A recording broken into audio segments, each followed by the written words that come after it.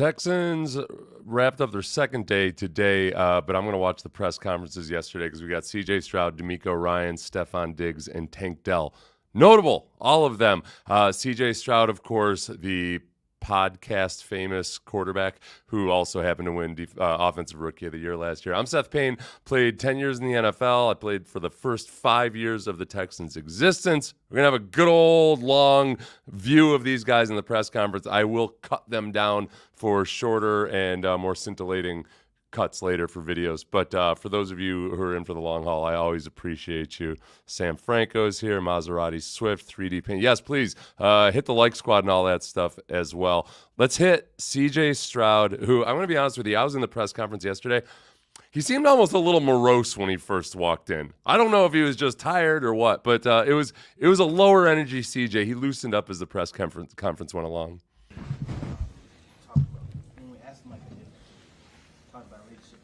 To you stopping practice, the kind of correct guys. Why was that important for you to really kind of step up your leadership skills this year? Okay, so the first part of that was a little bit low. I think that was Jonathan Alexander that mentioned that CJ had mentioned that CJ at one point stopped practice and said, hey, we got to get this going, and then asked, why was this important for you this year? I mean, I don't just think I did it this year. I think like that's just important in general. And, you know, it's my job to hold guys accountable along with other guys. And, you know, it's a ton of expectations. There's a ton of things that we want to do this year, that we should do this year. But you have to slow down and learn just how to execute one play at a time. And while all the pressure is on, like, how do you simplify, you know, how do you simplify, you know, playing at a high level every single play? So I think that way, you know, just bringing the guys back and just taking us back to square one. You know, what happened, and it's time to move on. And that's going to happen in the season, you know. But, you know, I just think if it comes from me, it means a lot. And, you know, now I'm stepping into the role even more and more. So, you know, I'm just accepting that and having fun with it, you know, being myself. And I just want everybody around me to eat off that. I tell them, like, this sport can change your life if you do it the right way. So, you know, being accountable, you know, doing the extra stuff away from the facility, that stuff matters at the end of the day, because all the expectations and all that pressure, that really doesn't matter if you do those things, you know. So, and sorry everybody, while I get this organized a little bit. I think the biggest thing about CJ is I think first and foremost he always tries to lay the groundwork. You know, going to having guys over for dinner every night from different position groups and everything, and you know, you don't want to be the guy that's off as an extrovert. You know, you don't want to pull the Russell Wilson and have your office up in some far-flung corner of the building. You got to be one of the guys, not necessarily pal around with all the time, but that they respect you. And CJ obviously has that. He puts a lot of thought and time into it. But I think the biggest thing about him is he is he's obsessed with the game in more than just a look at me Instagram type of way. He genuinely nerds out on this stuff. And when you're like that, when you're like almost obsessive compulsive about it as the quarterback, that's what matters. Like I watched Tom Brady operate in practice a few times, and I've just, you know, I nerd out on the Patriots at times because you try to deconstruct it and figure out what makes them work. And like more than anything, I think Tom Brady was the best wide receivers coach in the NFL. And, you know, and that goes to tight ends and that goes to offensive line, but especially with the wide receivers. He was so meticulous. When I watched him at West Virginia when they were practicing the Texans, he was just so meticulous in everything. And sometimes, depending on what your personality is, sometimes that means everything boils over and you flip out on the sideline. I don't think CJ's that guy. But I think holding guys to a really, really high standard, and Tank talks about it later, is exactly the kind of leader he's going to be. And that's the perfect kind. It's not about giving motivational speeches. You know who gives a hell of a speech? Jameis Winston. There you go. Next question. Your expectations for year 2 in this offense? I'll just keep going. You know, the name of the game is just execution. You know, the times where we executed at a high level, the times we won those games, you know. So, that's just the goal, is just to execute and to be able to be on the same page, build chemistry right now. So, you know, when the ball rolls, you know, we're ready to fly around at a high level. So, I mean, that's the goal, and that's there's goals on top of that, but that's the foundation right now. OTAs is the foundation work. So CJ, I know that. OTAs are boring as hell for linemen because there's no contact. But for the passing game, you guys have seen the clips and everything on social media, the Texans Instagram, and a lot of guys covering it. Cody Stutes puts a lot of videos out, and other people. At Texans commenter grabs a lot of good stuff from people, so that's a good account to follow. But they're boring as hell for linemen because you can't compete. The NFLPA has cracked down on it, and probably good that they did. But for these guys, and having Stefon Diggs out there especially, I think that it pays a lot of dividends for these guys. It's good work that they're putting in. It's still pretty early, but how's it been so far getting to work with Diggs, and how is he fitting in so far? he's been fitting in great. He's coming in with his head down mentality, just working. He's helped me out a lot. Just he comes from a good system over there when he was with the Bills, and they did a lot of things with him, and really just offense, and told me how Josh played and things like that. Things that we do different. That we've had just plenty of conversation. So he's come in and been a leader, which I'm proud of him for, and just really has been unselfish and wanted to see other guys eat, and that was his main thing. Is he wanted to be around other dogs, and he stepped into that role where there's a dog everywhere. He looks right, he looks left. There's going to be a dog. So, and he wanted that, and that's what we bring to the table. And he's been nothing but just amazing so far, and I'm very excited to work with him. Okay, so this is also the season when, speaking of this, the Jets fans are pissed about CJ talking. CJ made some comments that could be perceived as insulting towards Aaron Rodgers. And as a radio content producer, I love it. But it might be time to tamp it down a little bit. But it's also the season where even in him saying that Stefon Diggs wanted to come play with dogs, I guarantee you at least one Buffalo blogger or headline writer will interpret that as a slight against the types of players they have on the Bills. And they'll take that out on Stefon Diggs more so than CJ Stroud. So this is like one of those weird, silly seasons. It's not as silly as pre-draft season, but it's what's a little less silly. It's not like Pee Wee Herman silly. It's more so like one of those British comedians silly. Let's see. As a friend, as a teammate, as a human being, what's it like to have your friend Tank back with you guys? What was it like to go from the gamut of emotions from hearing about it to now when it's over and you're back out there on the field having fun? It's amazing. It's just a testament to him and, one, the God we serve, and then two, just the work that he's put in. He's been, he came back before it was even scheduled. He can get cleared, and then on top of that, just coming back after that freak accident. And, I think that we serve a God that's merciful and that's purposeful, and he knows that, and he stepped into it. And me and him, we have those conversations about our faith. And then, because this football stuff, it seems like it's everything, but it's not. We're people, and we go through a lot off the field. People don't know, and as his brother, I have to be there for him, just like he's there for me when I go through what I go through. So I'm just proud of him, man. The word proud is even probably enough to state the feelings that I have for that guy, man. He's one of my best friends that I've gotten to know over the years in this world of football. And past that, man, I feel like I've known him since I've been 3 years old. I feel like our connection is kind of we grew up together. And, I just got a lot of love for that guy. And, I'm very excited for him. He's been snapping at practice and doing really well. And, to knock off the rust that quick shows how much work he's been in. Okay. CJ, as he does, mentions God there a few times. And, he and Tank, very religious. I think everything we've learned about that Tank Dell situation, it doesn't paint the picture of a kid that's out there living a wild lifestyle or anything. He went to a pool party back in his hometown. They had a really good conversation on Gilly to Kids podcast, which was awesome. I'm going to do a reaction video to that because they had some really, really good discussions about really understanding how much of a spotlight is on you, and that sometimes you can't control situations. You got to create, you got to be sure your friends are all dialed in and everything. But in terms of if it's not obvious from the picture, yes, CJ has a very public commitment to God.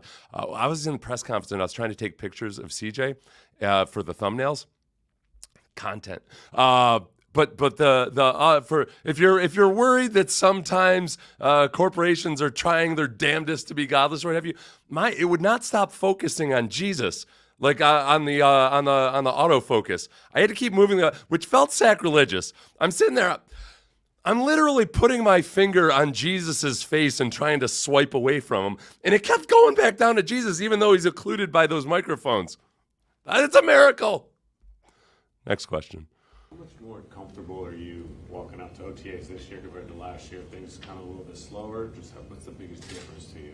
Yeah, it's night and day, man. It's really like I feel like I'm running the show, and I've got a lot more responsibilities from Slow and from DeMeco, from Gerard, Bill, and really our whole offensive staff. And I'm the captain of the ship, and I got to run it the right way. And I feel like I've stepped into that role of just not only holding guys accountable, but also hold myself accountable to those moments. Like I don't let anything slide, because that's the point of winning and losing. So.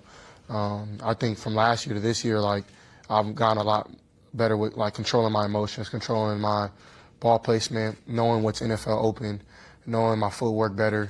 Just really every little thing I've taken a step. And then on the other side of the ball, just everything slowed down, seeing coverage. DeMeco does a good job of blitzing me and, working on their different coverages or different looks. So start too high, go to 1, go back to 2, motion like his man, go to cover 2, like all that stuff to keep me true and honest. And, I think I've tried to do my best with my off-season study to, be better. And I feel like I've done that and had a good OTA so far. So got to finish with vet mini camp. But it's been definitely a big transition of just more comfortability from last year to this year. Okay, I'm glad he mentioned two guys other than Bobby Sloak, Gerard Johnson, and when he says Bill, he's talking about Bill Lazor. So Bill Lazor's been an offensive coordinator a couple times. Hold on a second. I got to get my face up here. Me, CJ, and Jesus, commonly known as the Trinity. The Bill Lazor, I think, is perhaps under the radar potential offensive coordinator replacement if Gerard Johnson and Bobby Sloak, for instance, both got plucked away from the Texans next year. I think a lot of people look at Gerard Johnson as the offensive coordinator in waiting, and that would be fine. It'd be awesome, I think. But if for some reason either the Texans wanted to go a different route, or if Gerard Johnson gets hired away well, Bobby Sloak is still here. They could be the best offense in the league this year. It doesn't mean that Bobby Sloak's definitely gone. Look at Ben Johnson up in Detroit. He very much, like Ben Johnson the other day said, I didn't take these opportunities basically because I want to be sure that I'm in a place where I feel like I can succeed. And Bobby Sloak might do that same thing. But let's say Bobby Sloak stays, Gerard Johnson leaves, and then Bobby Sloak leaves the next year. Bill Lazor's in the room, and he's been working with CJ the whole time. So you already have two potential in-house replacements, not to mention Ben McDaniels. I don't know if they look at him as OC material or not. I'm less and less concerned about it as long as CJ keeps progressing. The other thing that he mentioned there about year 2, he mentioned several things. I thought it was interesting that he brought up the emotions first and foremost. And I thought about him in that first Baltimore game, first regular season game, where he never looked flustered or upset with his offensive line, which was giving him issues that day. But I think that he did at times look a little bit overwhelmed. I'm not a huge body language guy, but you're watching a rookie quarterback, and I think there were a few moments where you could almost see it, that he wasn't as calm, cool, collected, and poised as he would be by the end of the season. So I've got no concerns about that, but he's going to continue to work on that. What is NFL open? That's an interesting one because his risk management is superb for a younger quarterback. He went that long record stretch with no interceptions for a rookie. And then after he came back, didn't throw any interceptions after he came back from his injury.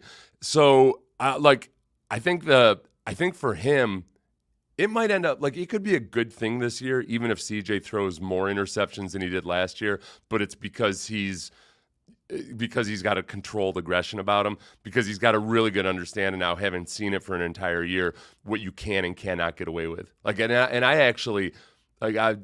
It's just drilled into my head, that you want your quarterback to throw interceptions during training camp. You want him to throw interceptions during OTAs, because that's when you're probing, that's when you're experimenting, that's what you're learning when you can and can't get away with. So I think this year, there might be some multiple interception games where it doesn't matter because it demands it. And then there's going to be other games where he's incredibly careful with the ball. The blitz stuff too. I really like that DeMeco and him can go like in the chess match in practice, and DeMeco's going to try to throw all these looks at him. Think about Baltimore with those simulated pressures where they got all those guys up at the line of scrimmage, and then everybody drops out, and they are maniacs with it, or they were with the coordinator that left for Seattle. But like that's the type of stuff when you see a team like Baltimore do what a lot of other defenses try to do but don't quite get right. That might be one of the best byproducts of that Baltimore Ravens playoff game is that CJ got to see firsthand, a full season of that defense when they were operating at their best, exactly how good it can be. And it's like, I use the video game analogy a lot. Once you play up at level 8, level 6 feels super easy. And playing Baltimore's defense last year was level 8 in a lot of ways. In college, you always had like a really talented receiver room, and then last year you had a talented receiver room. So you've had the experience of having to feed a lot of guys. Obviously, you had in Diggs, even Joe Mixon coming out of the backfield.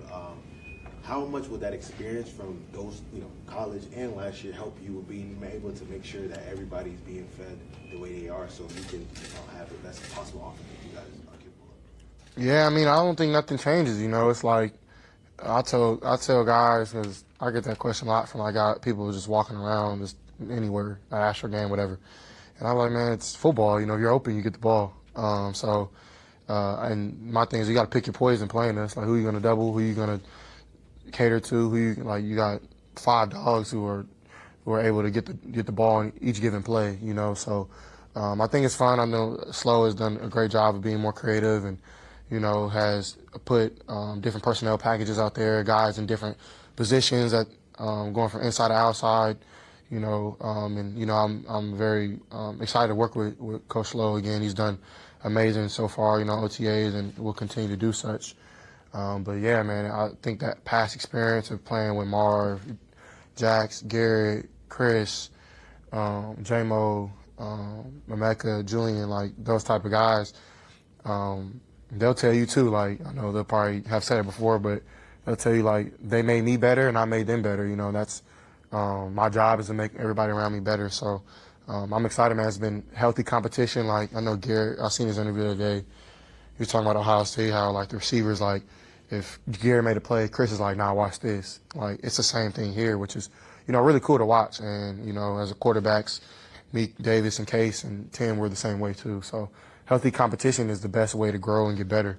And I think that's what it's about. You see how excited Diggs gets for Tank when he makes a play, and Metch gets excited for when Nico makes a play, and Tank gets excited when Rob makes a play, so it's amazing. And, we got Noah coming back too, which is going to be amazing. And I'm excited. I've been there, and a ton of guys, there's a ton of talent. Steve's showing up. Really, everybody's really been doing. Jay Wayne, Johnny, so, man, it's been fun. Okay, so a couple things. As far as people asking him, like, as we all do, and that's a big sports radio topic, and that's the question people ask me when I'm out on the street. CJ and I we're out on the streets. That I almost like if CJ were wired a little bit differently. After a while, I think when people keep asking me, if people were to keep asking me, like, how are you going to figure out who gets the ball? I would perceive it as disrespect. Like, the ball goes to where the ball's supposed to go. And I'm the quarterback running this offense. And in this offense especially, you go back, you hit your back foot, you got your read. You take a hitch step, you got your second read. You take another hitch step, you got your third read. And based on how the defense is responding or what they're playing, the ball is supposed to go to where the ball is supposed to go. And if that guy is open, then so be it. If he's not, then you go to the next option. The issue with Diggs, and I know I've talked about this ad nauseum, but it keeps coming up. When Diggs got frustrated in Buffalo, it first started, at least when anybody saw anything publicly, in the playoffs in his third season. So Stefon Diggs has a track record. His track record is to be A-OK and happy with everybody and loving everybody the first couple years he's with the team. He's only under contract for 1 year. The second part of it is that the Buffalo offense changed when the new coordinator took over, and it turned Stefon Diggs almost into more of a decoy than a deep threat. And there were times, though, when the ball was supposed to go to Stefon Diggs, but as Josh Allen was trying to readjust his game, he didn't always make the right read. It was better in a lot of respects. Their offense improved, but there was still a herky-jerky nature to it. I don't anticipate or foresee this being a problem because in that situation, Stefon Diggs was the only guy. He didn't have guys like Nico Collins and Tank Dell. I say whatever you want about Gabe Davis or whatever, but And when he's relegated to being the bubble screen guy, or when he's catching all these short and intermediate routes, I can see where that frustration sets in. I'm not saying he handled it the right way. I don't foresee it being an issue. I don't foresee it being an issue. Certainly not this year, especially when, okay, let's say in Minnesota it might have been a contract dispute or what have you. That also is not going to be an issue because he's got his chance at free agency. So I'm growing less and less worried about it, even as I hear more and more negativity about it. Not from you guys, just from people in general. Yeah, Nick went out and got you some extra talent on the offensive side of the ball. But what do you think about the additions that he made on the defensive side of the ball? Yeah, man, it's been great. It's been good on good. Like DeMeco talked about iron sharp iron.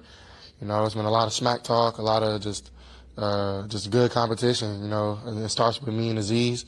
Him being the leader of defense, I'm the leader of offense, and playing him last year, he always showed up on tape when I watched the Titans last year. So it's cool to see the stuff he thinks. You can see him at my locker, me at his, or us before practice, after practice, talking about plays, and it starts with us, and then when you add Danielle, somebody who's a vet who plays really hard, who's gonna help Will. Them two dogs. You got Tim in the middle with Autry and Sosa and just a ton of guys, man. On the back end, you got young guys showing up. Kaylin's doing really well on the back end, along with Petrie and Jimmy, along with Kamari. Kamari's showing up. Sting is playing well, as y'all seen. So, man, it's just been dogs on dogs, and that's the best teams I've ever been on. Has been the closest teams personally, but also the most competitive teams. So it's been dope. I think what Sean Pendergast pointed out this morning on our show on Sports Radio 610 from 6 a.m. to 10 a.m. every day, that CJ, whenever he starts going through players on the team, it's almost like he's going through the depth chart in his mind and he doesn't want to leave anybody out. There is a much different feel to the defense this year on paper, but I think you can see it athletically on the field. But with the disclaimer that nobody's done a damn thing in an actual football game yet, there's definitely a different level of athleticism. Alshire, I think his presence has already been felt in a lot of ways. He's going to be really good for Christian Harris. DeMeco gets super excited. I asked him a question about Christian Harris, and he got super excited to talk about Christian Harris. So I'll do those guys. I'm going to hopefully do the press conferences from tonight. We'll see if I peter out or not. I'm trying to avoid the stimulants these days, especially after 12 p.m. Legal stimulants, my God. Nico broke out last year. Nico gets the contract extension. He's here through 2027. What does that do for you, just knowing that you have a familiar target to work with for the next few years? It's just something that first of all, I'm just proud of that guy. My brother Nico, he's shown up and shown out, when when his number is called, he always makes a play.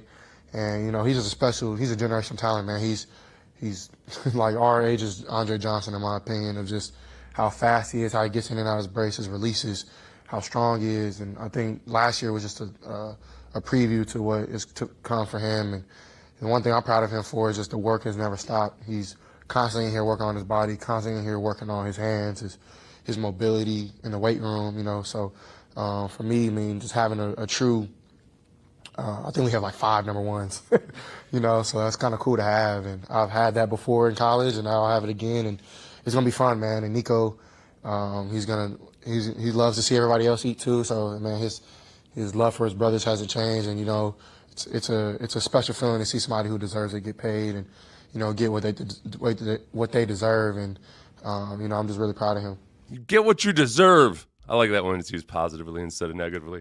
Like Nico Collins, it's like he's done all the right things, as CJ pointed out. I do like that's going to be a good thumbnail title. 5 number ones. All right, let me take a note here for a second.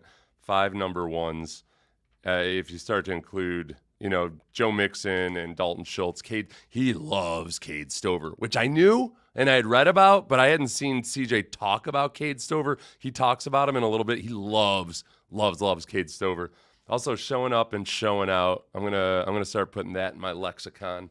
I'm just gonna start using the words the kids use and the phrases the kids use when I ask them questions. They'll totally think I'm cool because of that. I'm a dad. I know this. I know that kids love when you use their phrases in front of their friends. What does it mean for you to have another opportunity? I'm joking, by the way, on that, obviously. To the work with Bobby Sewell and Gerard Johnson. I don't know if you remember, there was a moment going into the playoffs last season where you really didn't know if either one of those guys would be here for this year. Yeah, I mean, for both of them to come back was very special. I think we all have a better feel of how to work with one another, and the talent I am on the field and the play caller that Bobby is, and then the common coach Gerard is. We all work together in that, and slow as I'm in the office almost every morning, just going over stuff, watching film with him, going over things that we need to get better at, and he always has his phrases, working for the end in mind, and he holds me accountable when it could be easier just to let me slide because I'm out there still making plays, but he's like, no, you need to be better here, and there, and that just shows what type of leader he is, and it's an honor to be able to work with him again. And same for me, to him, hey, Flo, I'm not really feeling this play, or I want to add this play to try to see if we can get better here in this practice, or I think we can be really good at this type of play, and he's very, very accepting when it comes to that. So it's been cool to work with both of them, and I'm very excited to get another year under our belt. Okay. I would try to bookmark this for later, but then I would forget about it. But since we were talking about Cade Stover, one of you guys made a comment. Well, there was this comment, Johnny Lambo, that was Lovie Smith's mantra. Okay. Well, see, now Lovie Smith's an older guy that can use the phrases of the younger generation and get away with it. I can't get away with it. I'm older than Lovie Smith in a lot of ways, unfortunately. This right here, this is it. I didn't realize how much Stroud was interfacing between Stover and the team on draft day. Yeah, that's on the Texans All Access. I think that one's on YouTube.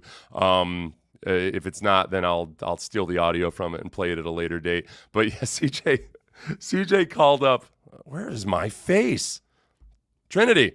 CJ called up Cade Stover and basically told him, we're coming after you today in the draft. And I don't know, I don't know if he was saying it just kind of casually or if the Texans had told him that or not. But there's even though he's your friend, man, you gotta cool it with that a little bit, because what teams do on draft day is they're calling Cade Stover and saying hey, well, who's talking to you? And if Cade Stover, who would never ever lie to anybody like a young Seth Payne once did about how many teams were contacting him to try to drive his value up. I would never have done that. But yeah, play it cool a little bit. Although CJ really wanted Cade Stover. You guys, oh yeah, as far as the other two wide receivers, you know what? Mechie was another one. Mechie has been talked about a lot, and Delphonte Diamond was on the H-Town podcast, right? Saying, that John Mechie looks incredible. He's looked pretty good in his cuts. John Mechie's never going to be a 4.3 40 type of guy, but from what I've seen of him, he looked pretty vicious on a double move. There was another in-breaking route. It was an out, where he really he does what you have to do if you're not an elite speed guy, is you got to be just super, super crisp on your routes. And it looks like he's made some progress there. So I wasn't going to buy the hype based on just word of mouth reports, but seeing it in person, I do think he looks like a different caliber of athlete than he has in the past. Coming off an ACL and then going through cancer treatment, we really haven't seen the full speed version of John Mechie yet. So that was nice to see. Teaching Last two right here. What was it like teaching football internationally, and the reception that you got from the people there? It was amazing. First of all, shout out to Beijing, Shanghai, and Tokyo, for accepting me and Micah with open arms, and just the hospitality and just the culture, man, there is just amazing. They want to learn about football, and it was cool just to see like them already have like the foundation of it, but wanting to grow from there. And I think football is a family sport, and like those people are our family now. And the Olympics come into where it's going to be international with flag football. I think that's super dope, and to be able to get to be able to put our feet into those doors already.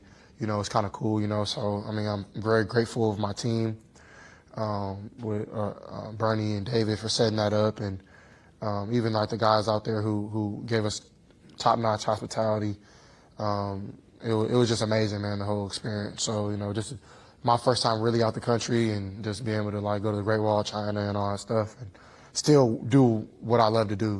Working out with Micah was cool, and he has a lot of crazy takes, but I got love for that guy. But it was fun, man. Okay, it just occurred to me. I don't that he was in China when he gave a shout out to Beijing, Shanghai, and Tokyo, or is it another city, whichever other city it was. I all of a sudden realized, oh yeah, okay, like CJ Stroud, good ambassador for the United States over there in China. Micah Parsons. I'm just glad Micah Parsons didn't come back like Dennis Rodman coming back from Korea, North Korea, and all. I get nervous about Micah Parsons being off as an ambassador for America. Okay, I don't think Cowboys fans would disagree with me. You get a little bit nervous about how Micah might act or say, or one of his crazy takes, whatever. I don't want to set back relations with China back to the pre-Nixon era. Okay. Jonathan to end. What's it like having Kate Stover down here with you, and what's your relationship been like with him? Oh yeah, Kay's my brother, man. I've been through thick and thin with him, and he's somebody who I often look at as like our moms are like the same, or our families are super close since college. I think he's like my blood brother, who like somewhere far down the line. I don't know how it works, but he's always like there for me. He's always, I don't know, man. Kate is just like that guy. He's a brother that they talk about in the Bible, like that. Like he's a friend that is, like just like a brother. And I don't know. The word brother just always just comes up with that. Like he's just always there to, hold me up, and he sees me, and he knows my emotions. And for him to be able to come on the Texans and, already add value is just amazing. He's a hard worker. Y'all know his background with the farm and things like that. So I'm very excited for him, and he's been doing well in OTAs, very smart, very great with his hands, and just, growing his route running, growing his ability to get open and things like that. So I'm amazed to have another Buckeye on the team. So yeah, for those of you who don't know Kate Stover's background, grew up on a beef farm, up at dawn, work until 7 p.m. at night, all that good stuff, and it shows through. If you're interested, there's a video done by a Seth Payne, I think that's how you pronounce his name. That's a really, really good video about Kate Stover. You should totally click on it after you're done watching this 3-hour live stream. Somebody else had a good one here. I did not notice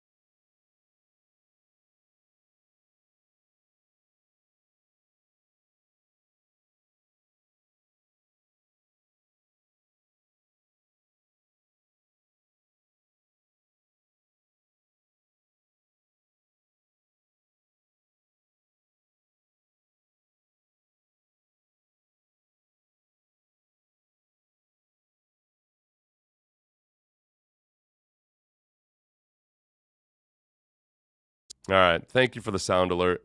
How long was? Yep, it was gone. Sound. Audio's down. Sound. Thank you, everybody. I hope that wasn't for too long. Nah, son of a bitch. That's not a technical problem with me, I don't think. Thank God for you guys, because otherwise I would just have no idea. You got me back, right? Just want to check. Just checking. All right, next one. Lost my train of thought. Oh, I did it. That was my fault. Hold on. You broke out last year. Nico broke out last year. Special. I think we all have a better feel of how to work with one another, and he holds me accountable. When it could be easier just to let me slide, and my first time really out the country, and our moms are the same, our worker, y'all. You briefly mentioned last time we talked to you about John Mechie, and we saw the plays he made out there today. What do you think about the work he's put in to get to the point he is? Another guy the word proud doesn't give it enough of how I feel about what he's gone through and what he's been able to do. As y'all can see, man, he's running some of the best routes I've ever seen. His lateral quickness, he's able to stop and start. He's one other person who's been through a lot as well. Fighting cancer, then fighting an injury that he had in college to last year battling playing time and injuries. As you can see, man, he's making plays, he's showing up, and he's showing out. Man, just another brother of mine, just not only am I there for him, but he's also there for me through thick and thin. And so just another great guy that we have, and I'm just excited to see him just, show his value that we all have known, and now he's putting it on the field. So, he's going to continue to go. He's going to be very pivotal and important to this football team for a lot of games to win. So, I'm very... Okay, John, are you behind or not? Let me know. You're not. Forever is the only one that messes with me. All right. Very excited for that, and, blessed to be able to work with a brother. Okay, so as far as John Mechie, let me know if you can still hear me, guys. Just 2 or 3 of you pop up. Don't be like that person. They've done those studies where when there's an emergency and a crowd is surrounding the emergency, it's almost like the more people there are, the less likely one individual is to step up and either call 911 or tell Seth that there's no sound. Okay, we're good to go. Gotcha. All right, CJ. Goodbye. I love you, but not in a weird way. Hey, by the way, I just saw The Fall Guy. I loved it. Okay, real quick aside. I saw The Fall Guy in the theater across the street from our station, Edwards, right there. And I haven't been to a movie in a theater in a long time. I just kind of am hooked on Netflix. I saw The Fall Guy, and to go back and watch that in a movie theater with the explosions and the sound and all that stuff, and the Ryan Gosling, it was good. I'm gonna be going back to movies in the theater a lot more. I'd kind of forgotten what I missed, especially when you go. I was by myself. When you go by yourself, it's nice that you just get the shared laughter, the communal experience and everything. That's my church, CJ. That's my church. Let me take a few of your comments at random if I can scroll up to before the sound went out. Yes, thank you. Azeez Al-Shire and Harris are dogs. Somebody else had mentioned there was an article that had, I don't know if it was PFF or somebody else, that had the Texans linebackers ranked as the worst in the league. With Christian Harris, and we'll talk about him a little bit more when DeMeco talks about him, because DeMeco gushes about him after a question that I asked. He was night and day from the first half of the season to the second half of the season. First 8 games of the season, he had 20-some tackles. Let's say 22 tackles, I think. Second half of the season, he had 50 tackles. More than doubled his tackle production. He had 1 TFL in those first 8 games, and then I believe he had 7 in the next 8 regular season games. And then he had 12 tackles in the postseason, six games each. He was just a different guy, and CJ talks very pretty about it. So, yeah, Azeez Al-Shire and Christian Harris, I think, yes, our dogs. Al-Shire is going to be really good for Christian Harris. The Sam linebacker position right now is the big question. It's not as big a deal as it used to be in the NFL because you're in nickel and dime so often, but it's still kind of a big deal. If you got a guy out there that people can pick on, he's going to get picked on. Let's see. If Mechie can become something, the Texans wide receivers will be insane. Yeah, especially if you think about Mechie, he's got to make his living as a route runner, and he's got to be smart. He's got to be able to really read coverages, and just if he's used in the slot a lot, get that feel for where the pockets are and where the windows are and be just perfect with his timing and have that relationship with CJ. The old story about Julian Edelman was that in the offseason, Julian Edelman basically stalked Tom Brady when Julian Edelman was a young wide receiver. And if he knew that Tom Brady lived in LA or wherever he was living, he was close enough that if Tom Brady needed somebody to throw to at 2 a.m., he could call Julian Edelman and get out there. And that's kind of how it felt with John Mechie. You think about some of those sessions that CJ's had in the offseason, it's like, ooh, Tank Dell, Stefon Diggs. And like none of the national media even notices that John Mechie is there. So I'm cautiously optimistic that we're going to see a completely different version of John Mechie. And again, John Mechie had things that were holding him back, obviously. I have to drink a bottle of water now that I'm getting up there in years. I do 5 number one a day. I'm way above you there, but I got a tiny bladder. I was a bedwetter. This is the content you're going to get when you follow the Seth Payne Show podcast. I was a bedwetter. Very embarrassing. I was not proud of it. Not something I'm proud of, but I put my mind to it and I stopped it by the time I was 43, 44. No, but seriously, like I was old. I was like 7, 8, 9, 10. I don't know. It was the sleepovers were harrowing for a long time. Let's see. Show up and show out was Lovie Smith's mantra. Okay. Let's see. My dad texted LOL. I thought he was kidnapped and replaced. Let's see. I deserve 1 million subscribers and my own TV show. Oh, yeah. Okay. This is the thing. If I were to get 1 million subscribers, it would be almost impossible to do it as just a Texans podcaster. I don't know if there's anybody like outside of like the huge, New York or Philadelphia, like some of those just fan bases are so psychotic and huge and generational.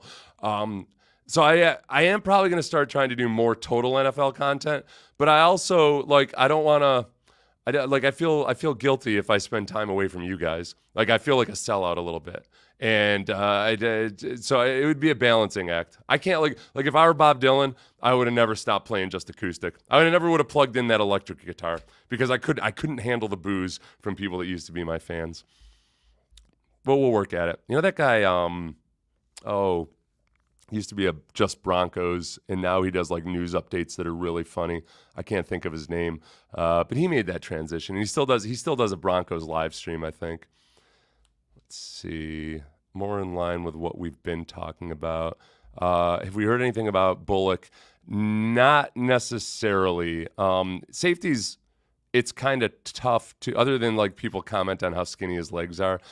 He hasn't flashed the way Kamari Lassiter has flashed. Kamari Lassiter has made some really nice plays and kind of the variety that are like what, again, he's not a 4.3 40 guy. He's faster than his 40 time would suggest, but he's going to be a guy that's just got to be super instinctive and smart. Not talking about Caden Bullock right now, but talking about Kamari Lassiter, and really know the zones like the back of his hand, even though nobody actually knows the back of their hands all that well. Do you think Diggs will extend? Sounds happy with the Texans. Too early to think about that, engineer. I'm not going to think about that right now.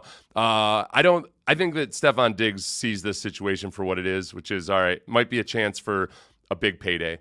And he's in his 30s now, so I don't know if the payday is as big as maybe what he thinks. I have zero idea what his expectations are. If I'm the Texans, if Stefon Diggs plays really, really well, I don't have the appetite to give him like a 3-year mega deal or like a huge 3-year deal because of his age. And this year, this is all part of that rookie quarterback contract window where I don't look at the rookie quarterback contract window as an opportunity to win a Super Bowl and like spend big just for that. Don't get me wrong. Yes, they're trying to win a Super Bowl this year, but really for most teams, whether you win a Super Bowl or not, you take advantage of this rookie quarterback contract window where you've got extra cap space to help your young quarterback become a veteran NFL quarterback. Over these next 3 or 4 years, you want CJ Stroud to get to the point where he did what Pat Mahomes did this past season, which was with a shoddy offensive line and a sketchy wide receiving core, especially before Rashee Rice took off, an aging Travis Kelce, and tie it all together because he's just so good and he's seen it all and he's done it all. And I'm totally confident that that's the path CJ is on. but you spend liberally right now. But that means also that you start to, as you get closer to having to pay CJ, you don't spend big money on like, oh gosh, it's on defense, but like the Bills spending on Von Miller. That's one of the things that got the Bills to this point to where all of a sudden they have to say goodbye to everybody and have a reset year. I think you got to spend aggressively now, but in such a way that you don't have to have a reset year 3 years from now on your salary cap. And that's why the Danielle Hunter contract makes so much sense. It's 2 years. It's almost fully guaranteed. I don't care about the guarantee. Danielle Hunter's going to work his butt off, but he's also in his 30s. So you just don't want to hamstring yourself when it does get time to pay CJ. And CJ is the right type of guy. Stay local. I won't be like one of those supermarkets that, tries to pander to people by having a few locally stocked goods, but they're a mega corporation. I will never be a mega supermarket. Damn it. Would you have let Joan buy? I'll tell you what. Joan Baez can get it today. I've never been. She might be my one of my superstar passes. Have you seen Joe Baez? She's like 80 something. She's so freaking smart and soulful. You watch her and you're like, oh, this is a woman who could teach me things. Not in the bedroom. Nobody can teach me anything there. But like about life and everything. Yeah. She's one of my all-time favorites in terms of just like that. She's like that hippie chick at school that was like almost too enlightened to even talk to. Like you were intimidated by her. Even if so, now I'm thinking of another one. Sidetracked. Are we ignoring who gets cut at wide receiver? No. And who was it that mentioned it? It was either DeMeco or Nick Caserio, who we've got in studio on Payne and Pendergast Friday morning. So this will be the first time that Sean and I have had Nick Caserio in studio. So I'm super excited about that. All right, let's get to DeMeco. I'm sorry, everybody. You guys are all you guys such good questions and make such good comments. I'll never forget you.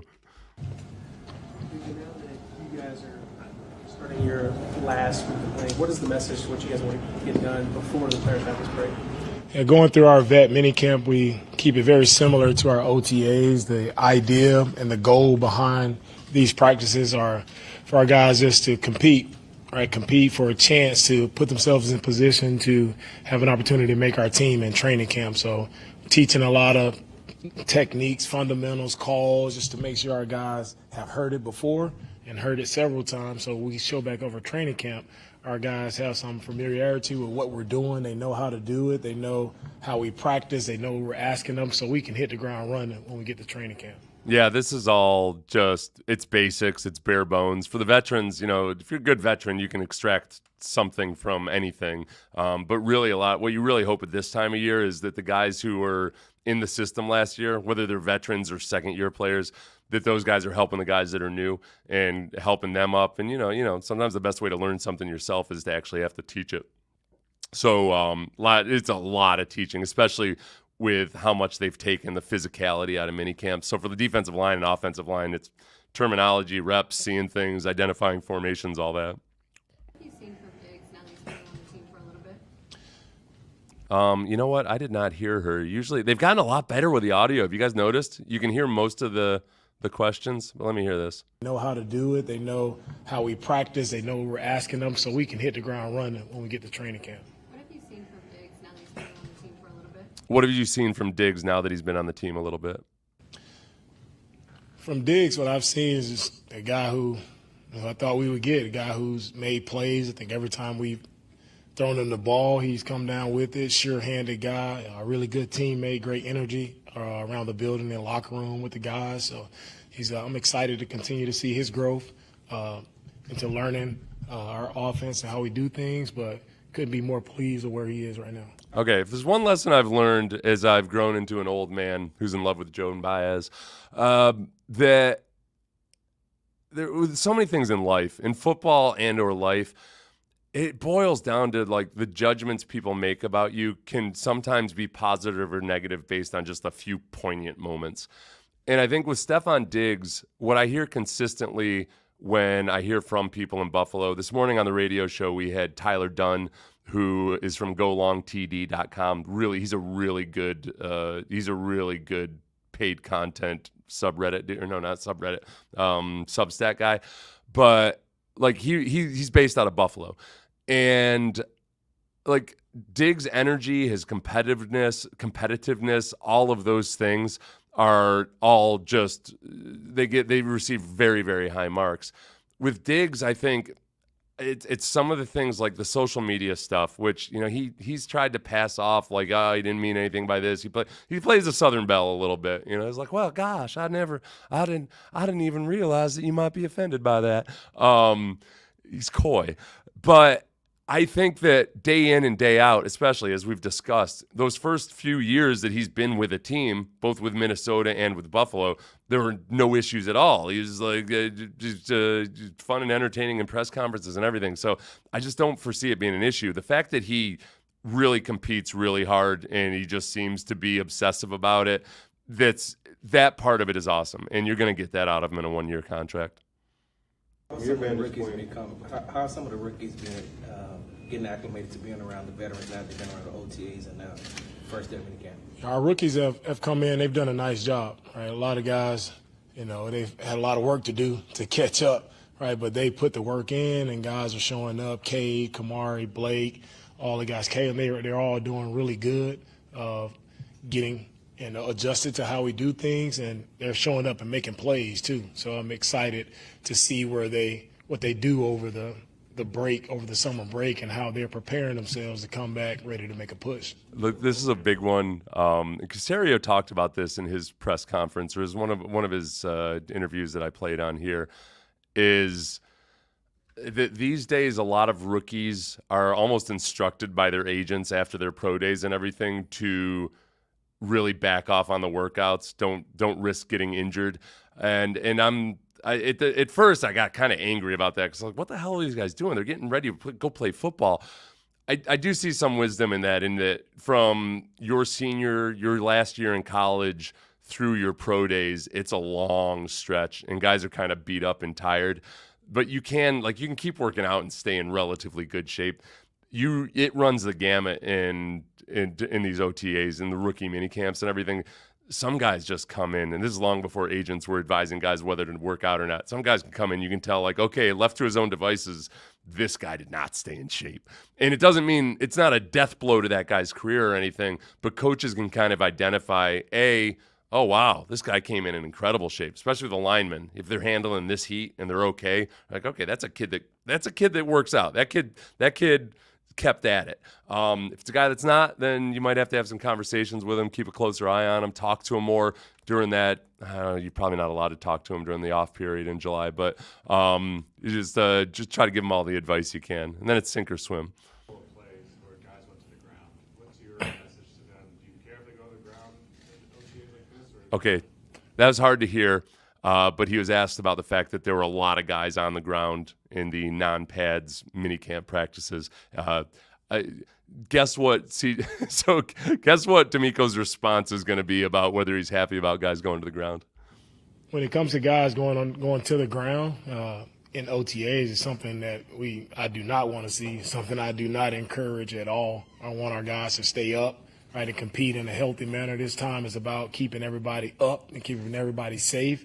And you're trying to make sure guys make it out healthy. That's the biggest thing. So you don't want to see guys go to the ground at all. But guys get tripped up, and we play fast, right? And that happens at times when you play football. But you continue to learn how to be a pro, and you learn how to practice. And it comes with, especially a lot of young guys have to learn, how to stay up and still go as fast as you can possibly go. Okay, yeah, the young guys. It's one of the big adjustments to the NFL is learn how to practice fast without going to the ground. Learn how to practice fast without being overly physical. So it's like boxers sparring, like boxing and football are two sports that you can't genuinely practice them full speed. You wouldn't have a roster by the end of the season. You wouldn't have a brain as a boxer if you tried to go all out boxing every day in training. So you got to learn how to spar. And I Lovie Smith used that analogy, and I loved him for it because I've been saying the same thing for a long time.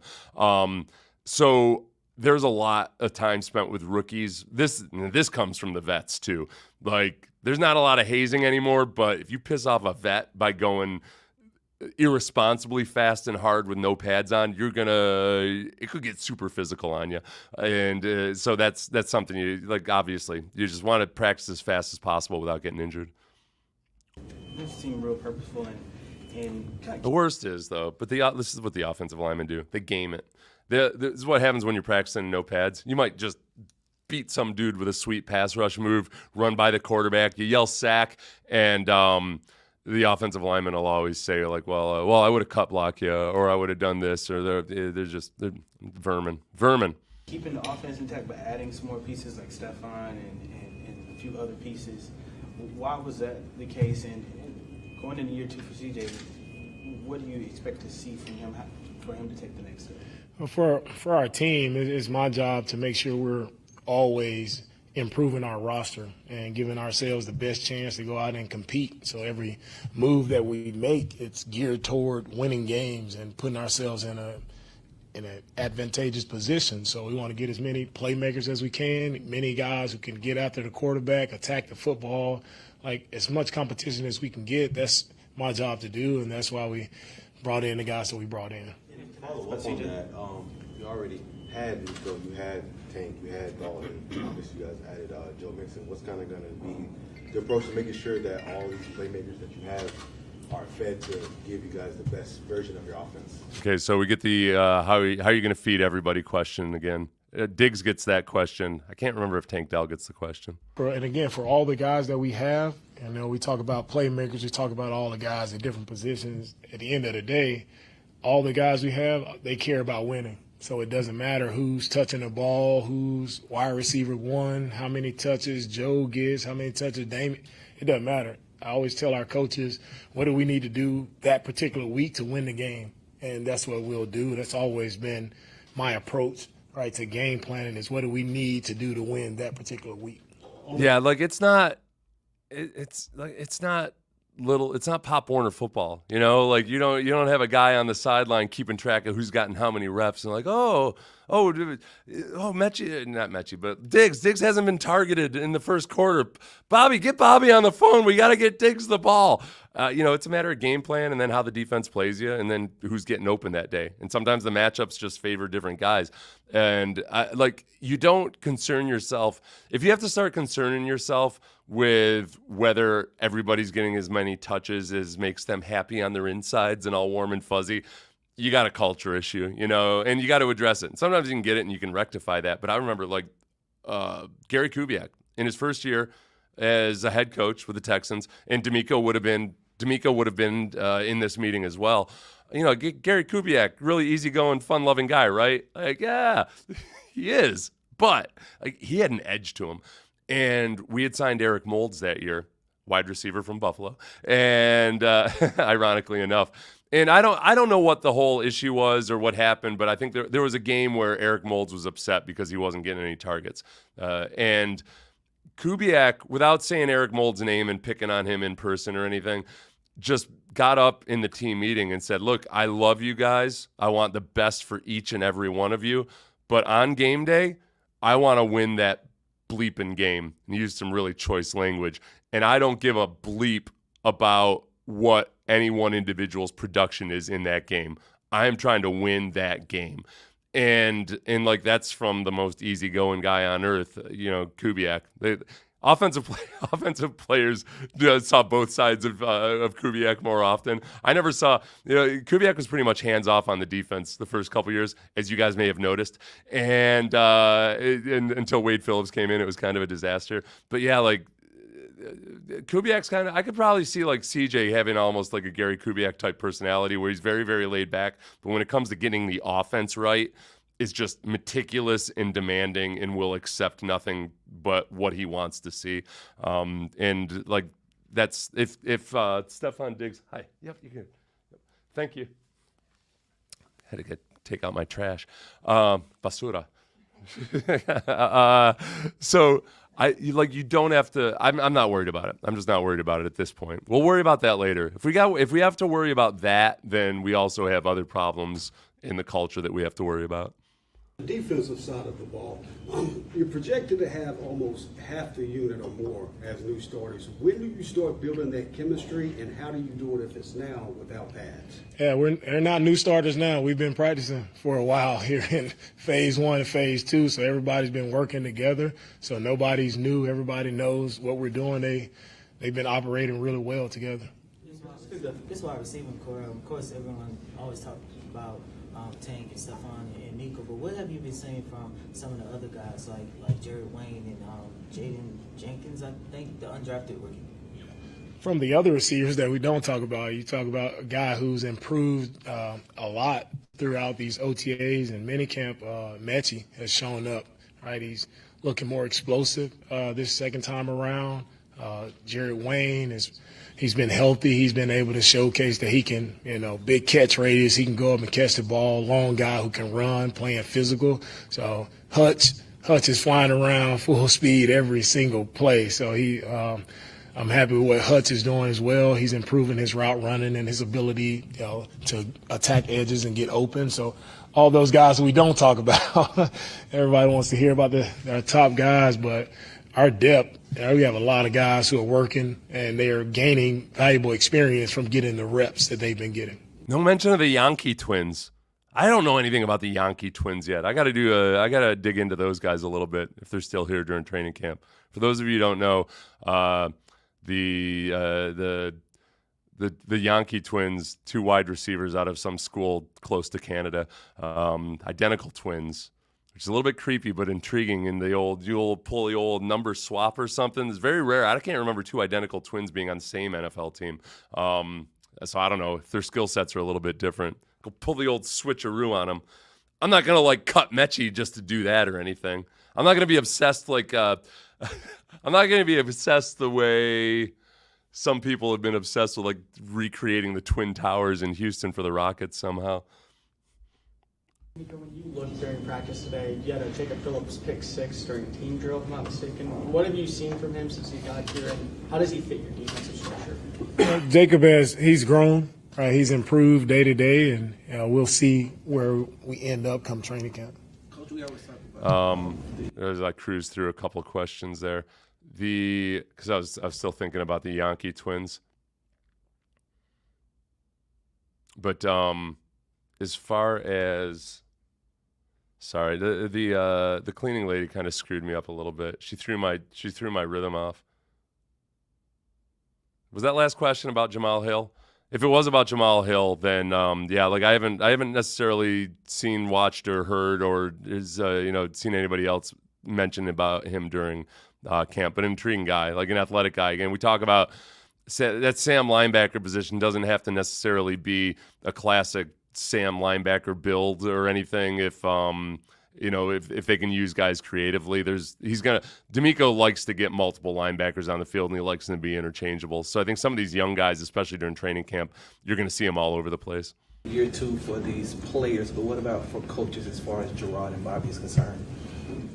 Okay, so year 2 in terms of, you said Gerard Johnson, who most of you know, and Bobby Slowick. What are they like in their second years? Everyone, when it comes to that second year, you always want to see growth and improvement, and I think we've seen that from our offensive staff in general, the looks and things that they're giving us, stressing us on defense, really making guys communicate, giving us some really tough looks. That's credit to Bobby and what he's done with his staff. So we each year try to give coaches more and more responsibilities and allow them chances and opportunities to grow, and that's what the off season is about for us as coaches. So in our meetings and those things, we try to get as many coaches up to talk in front of the group, to give those guys that experience. So if they happen to get the opportunity, right, to lead the group, it's not their first time standing in front of the team. So give guys those opportunities, and I think that helps them, all right, in their development. Okay, so 2 things about Bobby Slowick there. As CJ was pointing out, they like to bring these guys along and give them that. He didn't come right out and say prepping them to be head coaches, but that comes from San Francisco. Kyle Shanahan is, he does not hold back when it comes to helping guys develop themselves into head coach material, and he tends to spit out a lot of future head coaches. Case in point. I think that that's in stark contrast to the way Belichick did things in New England, and I think it's reflected in the way that those guys. O'Brien had a bunch of experiences before he went on to be a head coach. I think he broke the mold in some ways, and in a lot of ways was the most. Is he still the most successful former Belichick protege? But regardless, as far as Bobby Sloak and his development in the second year, you see DeMeco talking about how they're putting a lot of guys in motion and all that. There's a constant balancing act with a rookie coordinator who's playing with a rookie quarterback of figuring out just how much you can put on the plate for that quarterback and then also for the rest of the team. We saw in that first Baltimore game, the regular season game, that it was a classic example of trying to do too much too soon, because you got a rookie quarterback out there playing behind what would end up being 4 backup offensive linemen, just trying to do all of their pre-snap motion and throwing in a bunch of the bells and whistles of that offense, and they weren't ready for it yet. They scaled it back a little bit, and then they started feeding it to them. Even in like a lot of the route concepts and everything, things got more developed and advanced as the season went along. So I think Bobby's got to fight that same battle this year. You can't. It's like you tell your players, you don't start off where you left off. Like there's just this psychological tendency to think, oh yeah, look at that. Won a wild card game. We're ready to go. It's just going to keep getting higher. You got to take a step back and rebuild with all the new guys and new pieces, and then get guys better at doing all the basics again. And I think Bobby's been through that now. Like, we don't have to weather that storm this year, hopefully. Comfortable with where Laramie and Titus are getting back, and with them out, how valuable is it for all those guys, especially Blake, to get some of those reps? Yeah, for right now, when it comes to Titus and Laramie, those guys are battling back. They both had surgery, so they're in our return to play group, and they're on the right track to be back and be ready for training camp. So that's when we'll see where they are at that point in time. Yeah, I don't think Blake Fisher is going to Wally Pip Titus Howard while he's out. But this is very valuable time, as I think that was Cody Stutes. Good follow on YouTube. I highly encourage you to subscribe to Cody. Also, Landry Locker. Landry's going to be focusing a lot on YouTube right now, and he's going to probably kill it, because Landry gets content amazingly well. He's really good at figuring out exactly what people want to hear, what they want to see now. And now that he can devote his attention to YouTube, he's really going to blow up. So if you haven't followed the Locker Room already, highly encourage you to follow the Locker Room. As far as Blake Fisher, I think he's a guy that I could see being a 2-year project. If he's thrown into action, you never know. Some guys you think are going to be projects, and they're prodigies.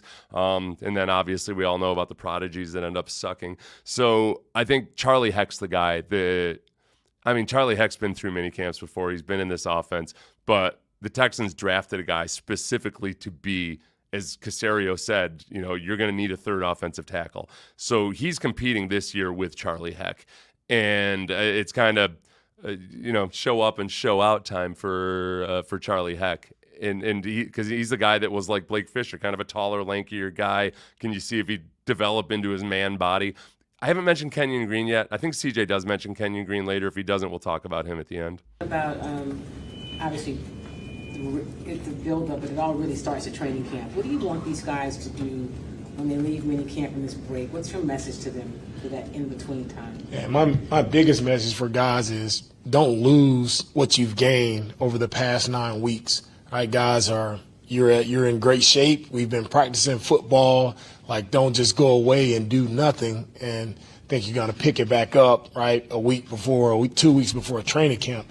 When you leave, you have to continue to train, continue to build on the gains that you've made. I want guys to stay on it, so you're a step ahead when you come back to training camp. You're not coming back to training camp and trying to use camp to get in shape. If you have to use camp to get in shape, and it's going to be a long camp for you, and that's when you're susceptible to injury, right? So my main thing is just stay on it. You're at a great point with your bodies, stay on it and come back in the best shape of your life. Okay, so I don't know if this hasn't been a huge news item or anything, but there was some talk that they might switch the format to get rid of a lot of the offseason and then just make training camp longer, or have the OTAs leading into training camp. from a physiological standpoint, I love that. Like, I personally, as a player, would have loved that. Like, I loved having as much supervision as possible, as many people like checking my reps, motivating me in the weight room, all of that. And then I also used to worry about the guys that I knew were going to like do all this work at OTAs, and then some of them are just, they're bad left to their own devices. There's just some guys that just are not good when they don't have that structure, and they're not going to go out and join up at a facility or hire a personal trainer. Those are the guys I get nervous about. The interesting thing about that is, I would think that's what coaches would want, but I guess there's a bunch of coaches that are like, look, that's the one freaking month we get off in a season. If we push all that to the back, then it goes almost directly from the draft and all the other stuff you have to take care of into training camp. But they would get, basically boils down to what, like, they want July off instead of May. That's poor vacation planning by them. It's so much cheaper. It's so much cheaper. And take it from me, as a former NFL player who used to just feast on vacation deals in March and April and May before the kids got to get out of school. Take advantage of it. I don't know how DeMeco feels about it. In 2024, there's new kickoff rules for the NFL. Could you explain some of that to the fans and how you guys have prepared for it? Yeah, what we've been experiencing with the new kickoff rule, it's going to be new for everyone, right? And I think the fans will see it'll be exciting. You're actually going to get actual kickoff. You're going to get a play, and I think that was the biggest thing of putting the kickoff back in. No more fair catch, right? So you're going to force a returner to run the ball. The distance is shorter, so guys, aren't picking up as much speed when it comes to the kickoff team. So those blocks are going to happen very quickly. It's going to be in a short area. So guys got the win with quickness, right? And I think you're going to see a lot of plays made on the edge of the kickoff and kickoff return, where I've seen it where the kickoff returner it's going to be like a 3-on-3 type of game where you got three blockers, all right, three defenders trying to make a play. And if the returner is quick enough, fast enough, he probably split. So you'll see a lot of plays being made on the kickoff team and the kickoff return team this year. It sounds like the Oklahoma drill. It sounds like they're trying to create, like, ideally, they try to create an old school Oklahoma drill, well, a 4-man Oklahoma drill, not the super old school Oklahoma drill. I think this is where the Texans have, even through their two-year wandering in the desert there period, Frank Ross kept that team, was one of the reasons the team didn't just become like one of the worst teams ever, is that they had competitive special teams. I think that last year, it made a difference. Dameon Pierce doing as well as he did on that one kickoff return last year gives me hope that hopefully Dameon Pierce might have some role in that. I do think that it's going to feel, I think it's going to. Okay. I'm back. I'm not muted. Okay. But I am excited. I'm excited for the Texans because they have a good special teams coach who might gain an advantage by the new kickoff rules. All right. I think you lost my audio for a second, but we'll see. Sound cut out. Yep. We're back. Theoretically, we're back. The wireless in this building sucks. I don't know if the salespeople are in the building today or something. And no, there's no way in hell the salespeople are here at 5:53 p.m. Somebody else brought. British Brooks. Yeah, he does. He looks very, very good and impressive physically. Here's my thing about running backs in OTAs and minicamp. Every single one of them looks like Gale Sayers. They're athletic little dudes, Even if they're big, they're still little relatively, and they look awesome when nobody's trying to tackle them. So I just we'll wait and see. That's going to be something that thank you. Plus I got a ring light and the lighting's off and everything, so that's part of it. Keep British Brooks a secret. The cleaning lady threw my rhythm. She gave me a look, okay, and I was trying to interpret the look. We locked eyes, and it kind of threw me for a minute. Okay, Odyssey does not skimp on their cleaning ladies. All right, sound is back. We're good. I can stop talking about nonsense. In what ways have you seen CJ grow this offseason? In what ways have you seen CJ grow this offseason?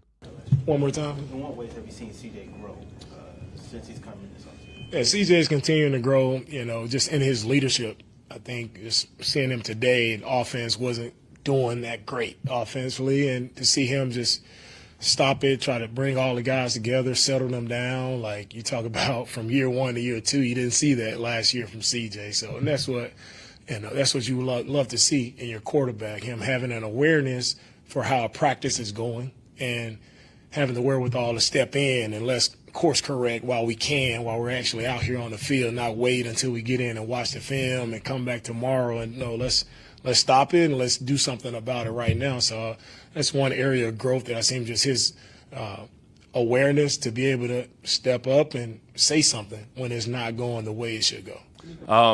As far as that, CJ stopping the practice, getting everybody on track. I think Tank Dell talked about it. Stefon Diggs may have, but obviously DeMeco just said it. It does. That's not a surprise at all that he would do that. I do think that one of the things that was really good last year was the way that they genuinely created the illusion of competition between Davis Mills and CJ Stroud. So whether or not it was an actual competition, they didn't hand him the starting job right away. He had to prove that he could go through each step in the progression. They've got like a syllabus in the way that they teach that offense. And any rookie quarterback, when he steps into the league, Bryce Young, CJ Stroud, Anthony Richardson, none of them are as good immediately as maybe even the third string quarterback if that guy's a veteran, because they don't know what they don't know yet. And some of them advance very quickly. But in doing that and making CJ really have to prove it, I won't call it a competition, but he did have to prove that he was ready to start week 1. I think CJ also, in a situation like that, doesn't want to come out and act like it's his team. And, and CJ talked about this at times last year. He had to prove himself to his teammates. He felt like he had to prove himself to the veterans, even as the veterans were telling him, like, no, yeah, man, this is you. Take this. So I think some of that is a slower build, and CJ having the year that he did, now he can have that complete confidence that, this is my role. I am the man. This is my team. This is my offense that I'm responsible for all 10 of these other guys out here. And I'm going to take control of it. And I think it's awesome that CJ has taken on Tom Brady as a mentor. By this point, we know he's had multiple conversations with Tom Brady. I'm sure he's texted Tom Brady for advice at times. And with Tom Brady, so much of his leadership simply came from being maniacally obsessive about getting things right on offense. And whatever your personality type is and however you deliver the message, as long as the guys respect you as a football player, which obviously they do, and as long as they like you, which they 100% do, like I don't care how the message is delivered as long as the quarterback is just obsessive about getting stuff done right. And I think that's the path he's on. Look at Juice Scruggs. Have you seen a lot of progression from the offseason now to having a whole healthy offseason? Yeah, Juice is looking great. I mean, he's done a great job. He's been here, I think, for most of the offseason. Even before we started our offseason program, Juice was here working out with our strength staff, and you can see, right, the growth. You can see him. He looks stronger. He looks better. And I'm encouraged to where Juice is right now. Yeah, with Scruggs and with the interior offensive line, Kenyon Green looks incredible. I don't think he ends up getting a question about Kenyon Green. Kenyon Green looks night and day. It looks like he hit his second puberty, where with a lot of these offensive linemen, they come in and they're just still, I know, like the Aggies have a great strength program and everything, but he just still looked like an overgrown adolescent. He looked a little squishy. And now it looks like he could go out and do hard physical labor. Like he looks like he could, you might mistake him for a bouncer or something. Like he's a big man. He's not just a big kid. So that's been nice to see. But with the interior offensive and defensive line, it's hard enough even with full pads on and everything at training camp. But now with no pads on, it's patty cakes in there. So we'll see. It's good that those guys have had that transformation. We got to see them actually start to push and hit people in training camp. On this question, talk a little about CJ's growth and leadership. One thing that I think we've all noticed is how his ability to connect with people from different walks of life. How valuable do you think that's been to the Texans, and just being able to connect with anybody from any walk of life? And when you talk about building a team and everything that it takes to build a team, it's all about connection, right? For all of us, is we're all in the people business, and we have to be able to connect to get the best out of each other. And when you're connected, right, you feel a heightened sense of urgency to get it done, because it truly, the guy to the left or to the right of you truly means something to you, right? And that connection, for me, it's when you're connected, you're a tight team, like you have opportunity to go and do great things. If you're not connected, right, you have no shot. So his ability to connect with many different people from all walks of life, it definitely helps him to win a locker room. And when your quarterback is your leader and he's connected with everyone in the locker room, not just the offensive side, but he's connected to everyone, like it makes it easier for our team to progress and move forward much quicker because of his leadership ability. That part about the connectedness, I'm very careful in whenever I use military analogies, because I never want to disrespect any of those guys by comparing what they do to what we do, obviously. But a lot of, like, we've had a lot of, like, as a player, and they do this all the time. We have people from the military come in as like motivational speakers, or to talk to the team, or just as advisors. And I've had coaches who were, former military and naval officers, all that. So like I recite the stuff they tell us all the time, because they'll use it in a football context. So there's my prelude, my disclaimer. But we used to have a special teams coach, Frank Gantz. This is when I was in Jacksonville. Frank Gantz Sr. And he was a former Naval Academy guy, was a pilot before he went on to coach. And he talked a lot about that, about like you will do so much more for the guy next to you than you'll do for yourself. Like, you're willing to sacrifice for people you care about, just like your family. You'll sacrifice and do things for somebody that you care about, even if it means sacrificing yourself. Ultimately they're in a different venue than us, but in terms of just going hard when you feel like you can't and everything. That's where that connectedness comes in. It's in the fourth quarter. It's working out when you don't want to work out, like all those little things. And lots of coaches talk about it and try to create it. And ultimately, I don't think it's anything that can come directly from the coaches. It's got to be the types of guys you have on your team, and it's got to be a culture on the team. The Ravens have been known forever as a team that they have a certain culture, going back to the early 2000s, where, they hang out together, they hold each other to high standards, and that's passed through a couple different head coaches, but I don't think it comes directly from the coaches. I think that's a precedent that Ray Lewis and those other guys started way back in the day, and it just builds. When I was a younger guy, the Bills actually had that reputation for a long time, back when it was Jim Kelly and Bruce Smith and all those guys. And that came, a lot of that was, there's some elements of the way Jim Kelly was as a teammate that remind me of CJ Stroud. They're very, very different in a lot of other regards, but Kelly created this atmosphere where they would have a huge team party in his monster basement after every home game, and it was like Club Jim Kelly, and those guys had kind of a devotion to each other and a friendship that was different than you get in the NFL a lot. And I can see CJ trying to create that, and that's really cool, because that's the kind of stuff that, like, it takes a while to build it, but if you have it, it's really not that common in the NFL, because it's a league full of mercenaries. It's a league with high turnover, and there's not necessarily a core of guys that are together all the time. So if you can create a culture like that, look at the Ravens. I mean, the Ravens are perennially competitive because, look, John Harbaugh's a really good head coach, but they also draft like a certain type of guy. And the Steelers, Tomlin's a hell of a coach, but they draft a certain type of guy, and they're always competitive because of it. And you look at guys in the draft sometimes, and you be like, oh yeah, that guy's a Raven. Oh yeah, that guy fits with the Steelers.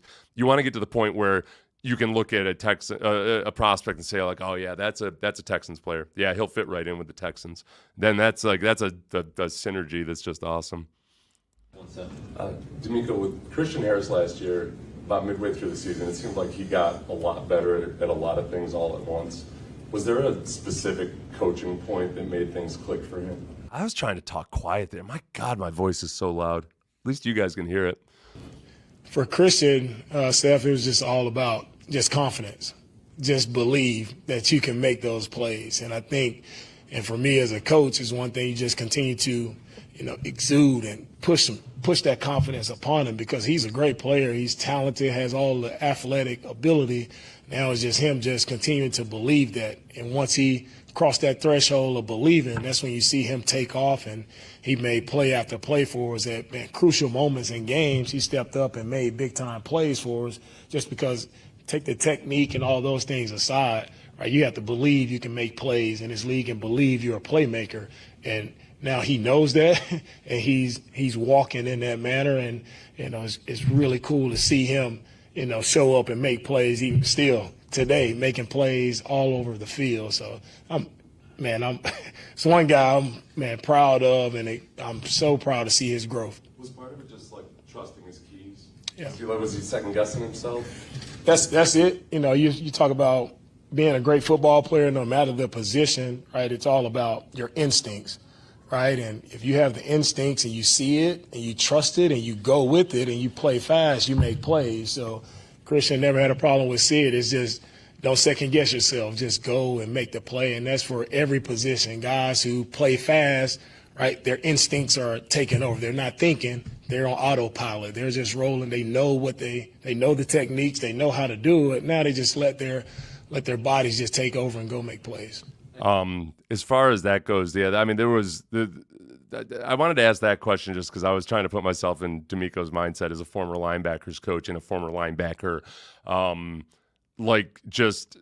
I think when you listen to Fred Warner and Dre Greenlaw talk about it, he's got a really good way of teaching guys to see the game and to understand a lot. Like with Fred Warner especially, he's freakishly athletic and all that, but he sees the game in a way that ends up looking instinctive. And I think when you're talking about linebacker play, when we say instinctive, it really is that you've been drilled. Like you've been drilled to where you can read the guard pulling. You can look at the handoff and tell whether it's a fake or not. You can see how the offensive line as a total is coming off the ball, or does it look like they're coming off like it's play action? Like all that stuff, it's drill, film.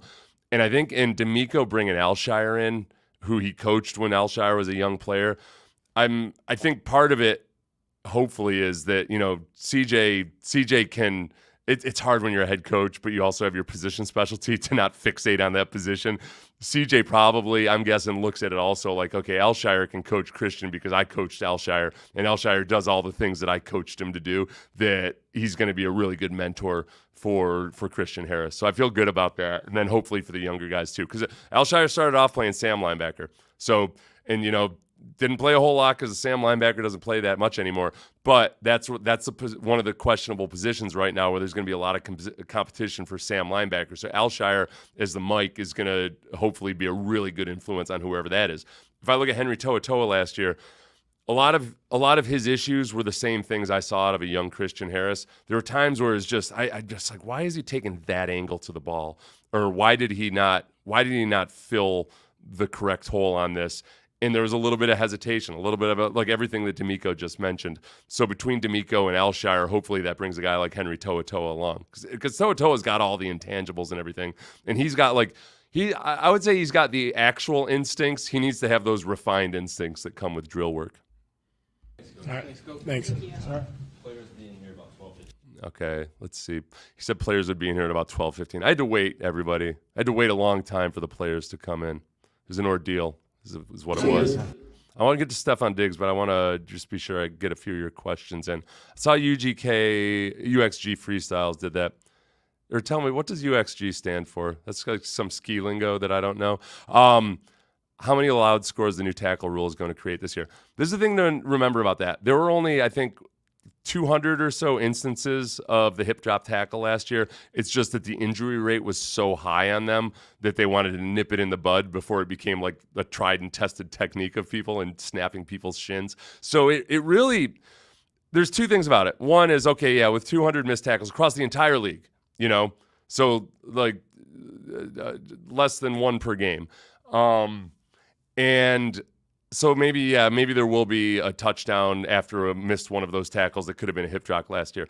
Almost every hip drop tackle that I watched could have been a more successful tackle by just using proper tackling technique, and that means like driving your legs through contact. And it's really as simple as that. There's not a single. There's probably a few that I saw. I didn't see that many that like would have been either a hip drop tackle or no tackle at all. So I think if anything, it might end up being ultimately better for the game defensively because guys will have to just pay that much more attention to doing things the damn right way. How does Green know? Lizzo, I don't know. Did Lizzo lose a lot of weight? I hope not. Seems like this offseason is a story of comebacks. It's a South Park joke. I liked South Park, the movie, but I could never get into the cartoon. It's weird. If they put the bull in the training room for to continue massaging the leather yet. You know, that video of Cade Stover massaging the leather, I know they sold that like that was something he does for his grip strength, but I saw an interview with Cade Stover where he's just like, nah, this bull just liked being massaged. He would come around, he'd want attention. He was an affable bull. I don't know much about beef cattle. We are dairy farmers, which is just so stupid. I don't know why they chose to be dairy farmers. It's so much work. Like beef farming or ranching, like it's just so nice. You got to feed them, you know, and just watch out for coyotes. There you go. There's your day.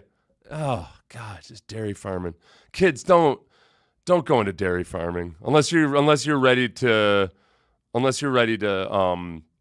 like work a lot, like 4 times as much as a beef farmer. And if you want to milk 2,000 head, basically if you're ready to fund a factory. I won't tell you. I don't know. I feel like I stepped into a Lizzo hornet's nest. I don't know what's going on with Lizzo or what the jokes are about. So I'm gonna leave that one alone. Let's see. What's your thoughts on Petrie and/or Ward converting to nickel so Bullock can play along with them? It's a good question. I think that's going to be a game-by-game thing. You know, Jimmy Ward was not happy about having to play nickel when he was in San Francisco, but it wasn't as bad as it had been sold in the headlines. Ward was more upset that when they asked him to play nickel, it was like on short notice after he hadn't gotten any reps at all at nickel, and they threw him in. I think the first game back was the Chiefs. So, and he had a rough go of it. So I think that, yeah, that's a chance. I don't need to. It's tricky. I think sometimes people look at nickel like all of a sudden you can be an inferior athlete or something at nickelback compared to a cornerback. Like ideally you have an actual cornerback as your nickelback. In certain situations against certain personnel packages, yeah, like Petrie and Ward are just fine as slot corners. I don't think it's going to be his designated position. That's just not Petrie's skill set. I think Petrie will. Ideally, what happens is that with Bullock looking like a classic center fielder type of safety, that you can use Petrie up around the box, and yeah, use him in the slot at times, or just especially in dime when you're using a safety, or if you've got a big safety group, you've got a big you can sometimes big nickel, but nickel like dime when you're playing dime, sometimes it's gonna be 3 safeties and 3 cornerbacks. I think there's a lot of ways to get those guys all on the field.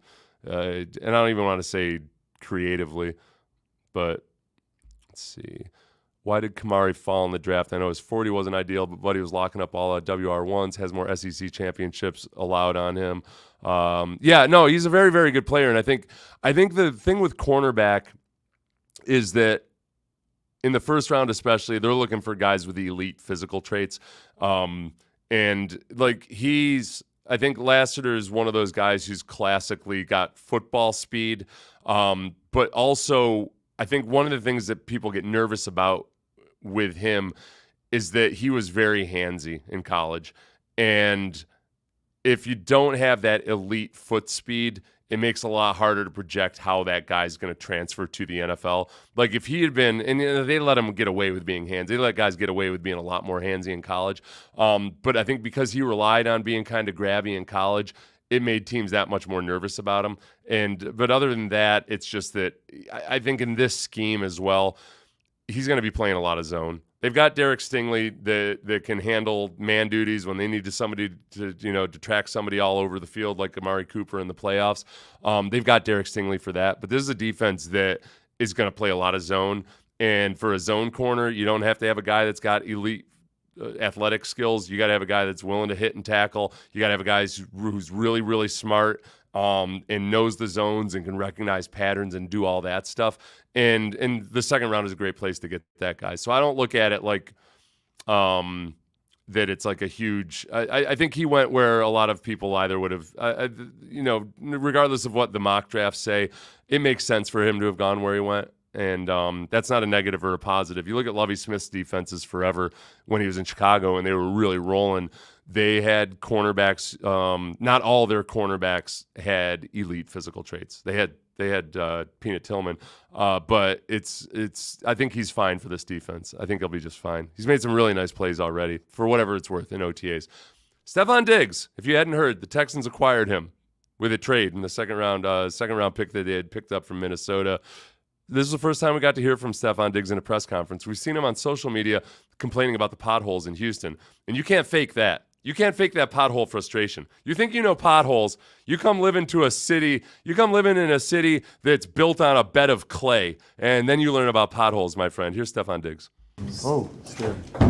Stefon, how do you feel like you're doing as far as building the time and the chemistry with the time you've had with CJ and all the other guys? Well, it's been the beginning. Obviously, I've only been here a couple. Oh, you know what? Real quick.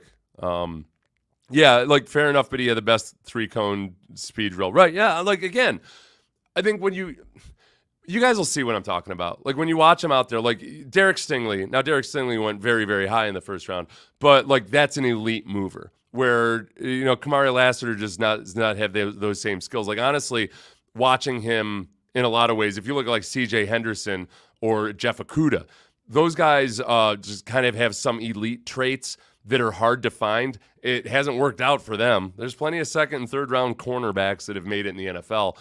It's just a matter of, the draft is all about projection and looking for certain things, and it's not always accurate, obviously. Half those guys taken in the first round are busts. But I'm just, as a way of explanation for why he went in the second round as opposed to why he's not a top 15 pick.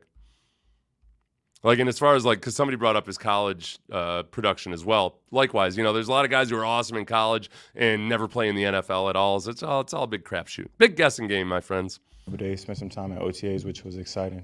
Also getting used to the heat a little bit, so it's fun. But taking it one day at a time. Obviously, it's a work in progress, but at the end of the day, it's still football, so having a lot of fun. Stefon, what excites you most about this team, and what are you most looking forward to since you've been traded? What excites me most? I mean, just the guys that I've been around. Obviously, the quarterback position, the fellow receivers. Congratulations to Nick as well. Just getting paid, putting a lot of work in, and I watched him on tape even before I got here. Definitely one of the best receivers, we got. And Tank, obviously, I knew Tank for a while now. He's like a little bro and little Mechie. Just spending time with the guys, being around the team and building that camaraderie. I've been in the league for a little while now, so being around a good group of guys is always, a breath of fresh air too. Okay, so I've already heard things that were totally just nothing but compliments, but this is the rule. This is how it works. I got to tell you, I'm coming up with a rule book for rookies to live by, or just NFL players in general. First and foremost, whenever anybody asks you to power rank anything, don't do it, because as soon as you start that power ranking, hey, power rank the quarterbacks for me, CJ. As soon as you say whoever number one is, then all of a sudden you've slighted 31 other quarterbacks, as you guys have seen from some headlines.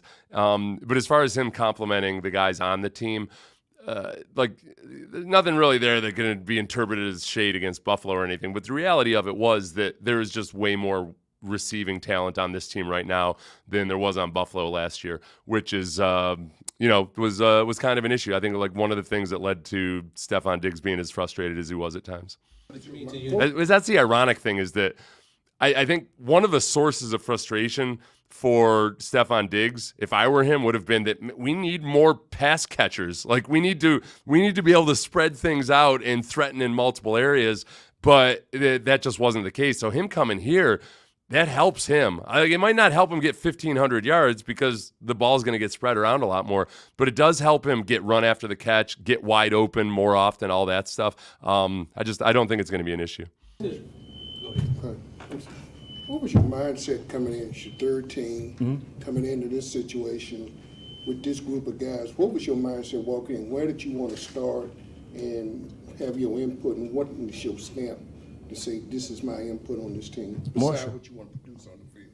Yeah, just more so earning the respect of my teammates. You know, as a player, and I've been around the league for a little while now, earning the respect of your peers first, you know, earning the respect of your coaches, being where you're supposed to be, you know what I'm saying, taking your time each and every day, really valuing the moment. You know, I take it pretty serious, but loving what I'm doing and loving who I'm being around.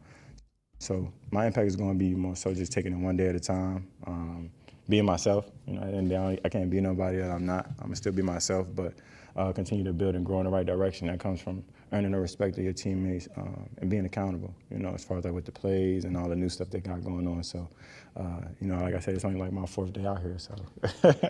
Okay, this is where he starts loosening up a little bit. It was, I know there's he's a little bit dry. He's giving all the right answers. There's nothing worse than all the right answers in a press conference. He loosens up here in a little bit. But as far as just, you know, what's the thing CJ says? Be where your feet are. And I've heard that from a lot of athletes lately, which I like. I like that expression a lot, is just as far as being present and everything. I do think that I think that there's an image people have in their minds when all they've seen of Stefon Diggs is a few of the most either highlight or low light moments of outbursts or whatever when they think about his personality. The picture that everybody that I've talked to in Buffalo is that on a day in, day out basis, the guy just works. You know, like he's going to come in and he's trying to get better and do all of those cliche things that are really, really important. Go ahead, sorry, Jude. I was just going to ask you, how does it feel to be one of the vets now, to be able to mentor some of these younger guys coming up, some of the wide receivers that have watched you play and now they're around you as well? It's crazy because, you know, I've been in the league for a little while now, and, you know, I have those conversations with him, and I listen to him talk, and I'm like, damn, you sound a lot like myself when I was your age, but it's them. Like I said, it's a breath of fresh air.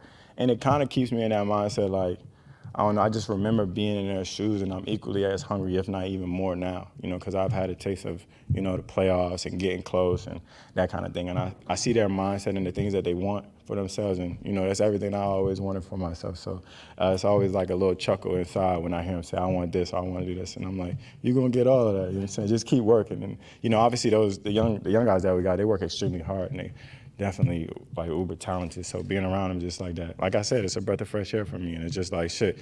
Also being a vet, you know what I'm saying, I've seen it. You know what I'm saying, I've seen a lot. I know what it takes to be successful on the field, and I know what it takes to win. So I'm trying to bring that mindset each and every day. So one of the weird things when you get to be in your 30s in the NFL is it really is. It's like a microcosm of actual life where, you know, people who are in their 40s at your business, you know, it might be they're starting to be guys who are experts and can mentor the younger guys. Then you get into your 50s and your 60s, and you're really, then you really got a lot of things figured out, and you really focus outward and all of that stuff. Like as a player, it all gets compressed into a 10 or 15 year period. And by the time you're 30, you feel like you're an old head, you know? And he's just seen, like you live 3 lifetimes in one NFL season when it comes to lessons you learn. Like imagine, you know, when you're monitored, viewed, watched, like in a job that has 50% turnover, you learn a lot of lessons when you're under that much pressure all the time. So by the time you're in your 30s, like it would look odd for people that don't watch a lot of sports to see a 31-year-old kind of speaking like a sagacious adult, but that's what they are. And it's you get a sense for this in this press conference. And maybe it's because I've watched this already. I feel that much better about Stefon Diggs sharing the ball and like being a part of this offense that has other talented receivers, because he does almost take on like a fatherly tone about it at times. And I think he can, you know, you can take a lot of pride in that regardless of what your stats are. In training, did you feel like you've been chasing a Super Bowl? Did you look at the Texans roster with the quarterback having CJ Stroud and say, hey, this might be a place that I can try to pursue that goal? Well, I mean, I feel like I've been chasing the Super Bowl since I got in the league. So, I mean, to say like, you know, you get to one specific place and say, this is where I want to try to win it, but this is where I'm at right now. You know what I'm saying? I obviously believe in this team. I believe in the quarterback. You know, those are, you know, unspoken things that we all can assume. But for me, chasing the ring isn't a like I came here to chase it. I came here to win. I'm saying that starts with a game one and moving forward. Of course, you want a ring, and it sounds good to be like you want a Super Bowl and you want a ring, but it takes a lot of effort and a lot of consistency. For me, I take it in one day at a time. It starts in practice, it starts in the walkthrough, it starts in the meeting room. So for me, winning is always in the forefront of my brain with everything that I do. You know what I'm saying? But it's one thing at a time rather than just jumping the gun. I don't put the carriage before the horse. Okay. So we saw him put that on Instagram or X.com at some point, not putting the carriage before the horse. We haven't talked about this in a while, and it just dawned on me as he was talking about, how hard it is to win a Super Bowl and just worry about winning and everything. If there's one thing that Stefon Diggs can probably be a huge asset for on this team right now, he just came from a team that's been the team that was, they're next. Oh, yeah, Buffalo. Yeah, they're the ones, like, people love to try to talk about them as a dark horse favorite or a dark horse contender for the Super Bowl. But it was several years where, man, as soon as Diggs got there, like, oh, boy, they're going to challenge Kansas City. They're going to, and they got so close. But he knows firsthand that all that stuff in the off season is just garbage by the time you get to the playoffs. You got to play such a long damn season. I would say, look at the Astros. I mean, like the Astros, not this season, just in totality. I think one of the ironic things about winning a couple of World Series, but attending several more or a couple more, is that you realize how hard it is to win a World Series. 2019, like astoundingly awesome in so many regards on that baseball team, and you didn't win the World Series. You lost to a team that was below 500 on June 5th of that year. Sound familiar? But that's like you lost. No, it's really, really hard. And I never really even understood it, even as an NFL player, until I watched the Astros fail to win a couple of World Series. It's damn hard, man. How do you deal with the perception that things didn't end well in Buffalo for you? People have sometimes labeled you as a diva wide receiver. How do you deal with that perception when you hear people say those things? Well, personally, I don't take things personal from people I don't know personally. You know what I'm saying? When you garnish your opinion from what you hear about somebody, it's not different if you know them on a personal level. Not too many people know me on a personal level. I mean, I don't particularly share a lot of my thoughts. You know what I'm saying? I keep work. You know what I'm saying? I try not to dive into how I feel about certain things or you know what I'm saying, people's opinions. I've been in the league too, about to be going my 10th year. I've obviously put in a lot of work to get to where I'm at. You know what I'm saying? Respect level is always there. You know what I'm saying? Who I am as a player, they know who I am. I'm a true competitor. I love to win. You know what I'm saying? I love getting better. And who I am as a person, you know what I'm saying? But this is a job at the end of the day. You know what I'm saying? We build a family environment with your team. Those guys will know me personally. That's why I earn the respect of them first, along with my coaches. But I try not to take things personal from people I don't know on a personal level. You know what I'm saying? Rule of thumb.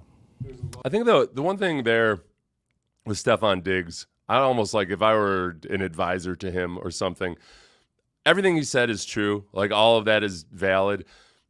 I think is pro sports teams and colleges, everybody, high school coaches, any high school coaches watching know this.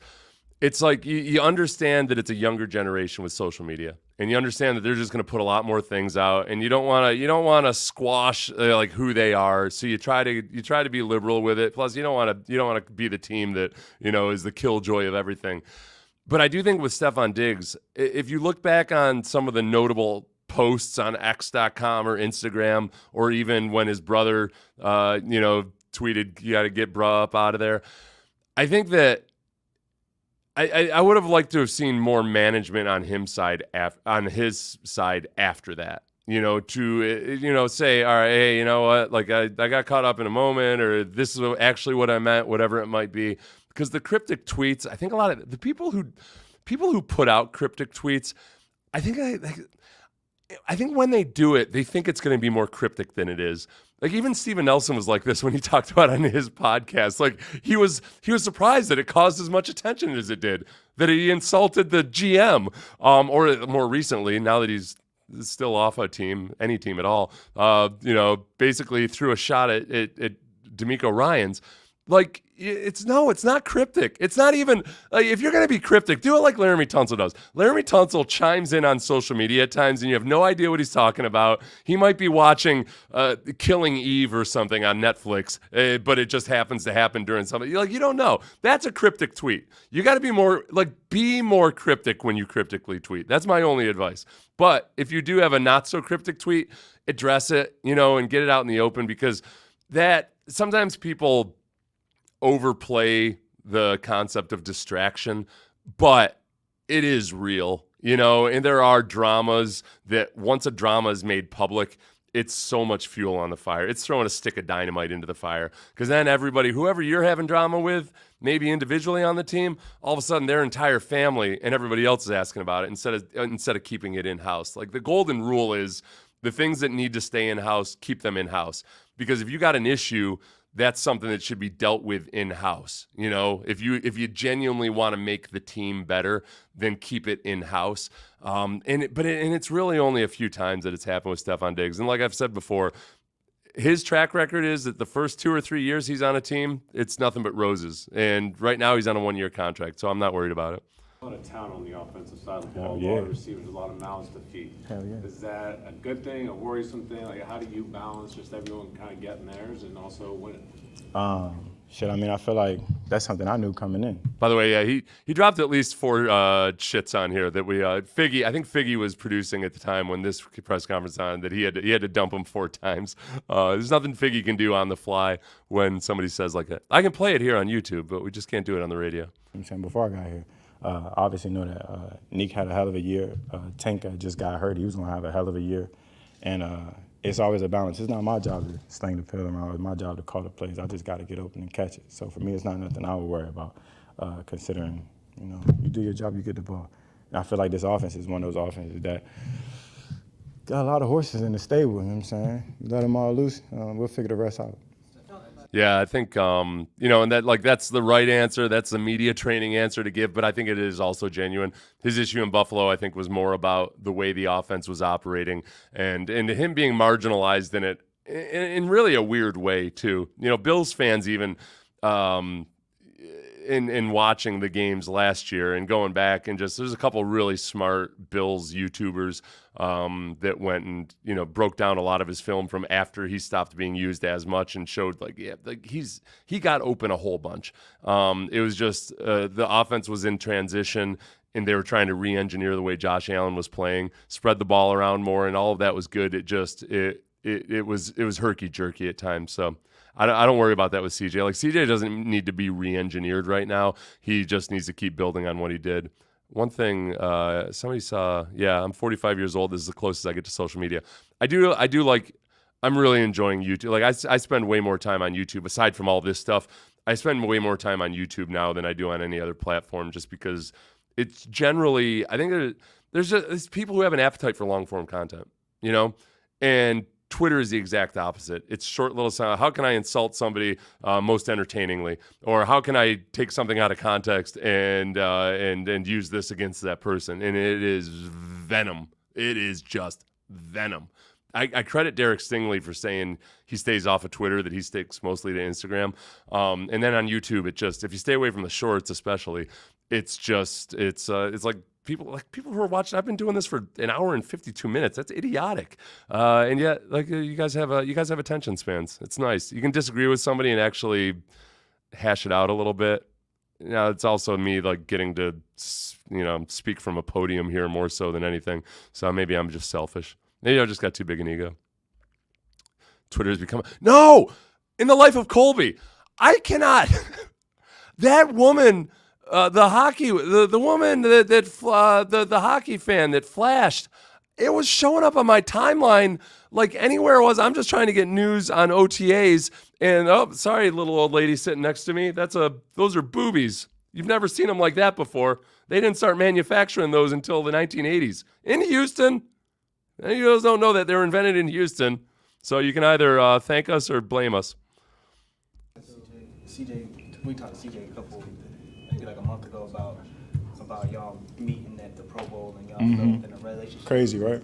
Yeah, wanted to hear from your perspective, what really drew you to him, and how did that relationship develop over time until you ended up getting traded?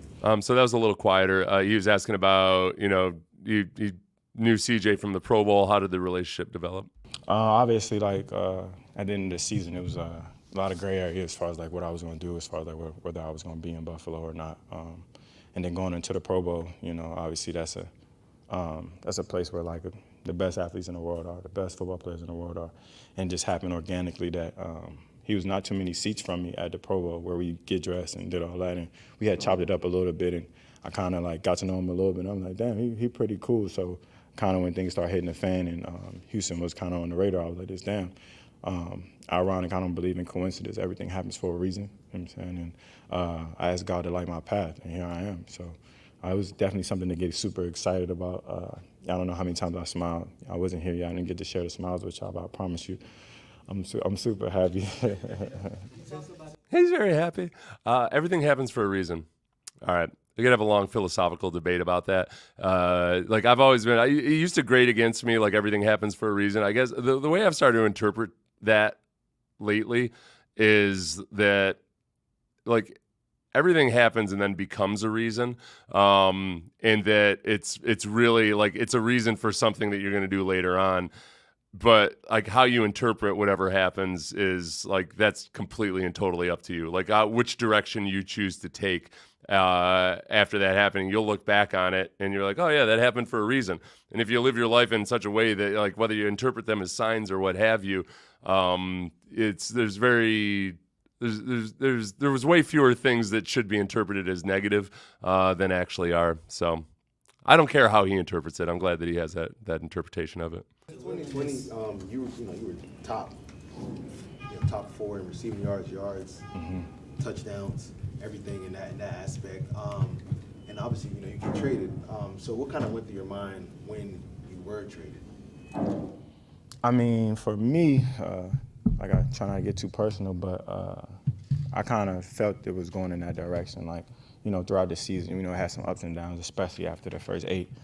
We had coaching shifting and different things going different ways, different scheme-wise, schematic, and, the ups and downs of it. But for me, I kind of, you kind of feel it in the air a little bit, especially, personal feelings. But for me, when I got traded, obviously, I was happy. I was in a good place. Like I said, I told God to light my path, and here I am. So he makes no mistakes. I'm standing firm in that. I'm standing strong. So when I say I've been smiling, I've been smiling. We talked to Tyler Dunn this morning, who's from golongtd.com. That's his website. He's got a Substack that's he spits out a boatload of content. He's in Houston right now. He interviewed Will Anderson yesterday. I think he's got another couple interviews lined up. But like that's a pay site that's worth it. He puts out a lot of really good content. But one thing that he talked about this morning, we had him on the radio at 8 a.m. this morning, was Sean McDermott. And that might have been one of the rifts, was just him not seeing eye to eye with Sean McDermott. And, you get into all the he said, she said stuff about guys who do or don't like their head coach. You can always find somebody disgruntled.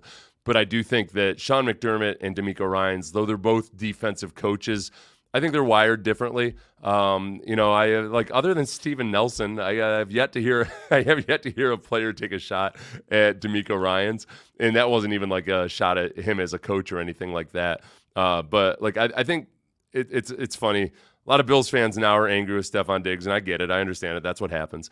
But I think that Stefon Diggs' issues with Sean McDermott might be the same issues that a lot of Bills fans have with Sean McDermott, or a lot of questions that they have about him. So I don't foresee those being an issue with the combination of DeMeco Ryans as the head coach and Bobby Slowick for this year at least as an offensive coordinator. I think they're going to be just fine.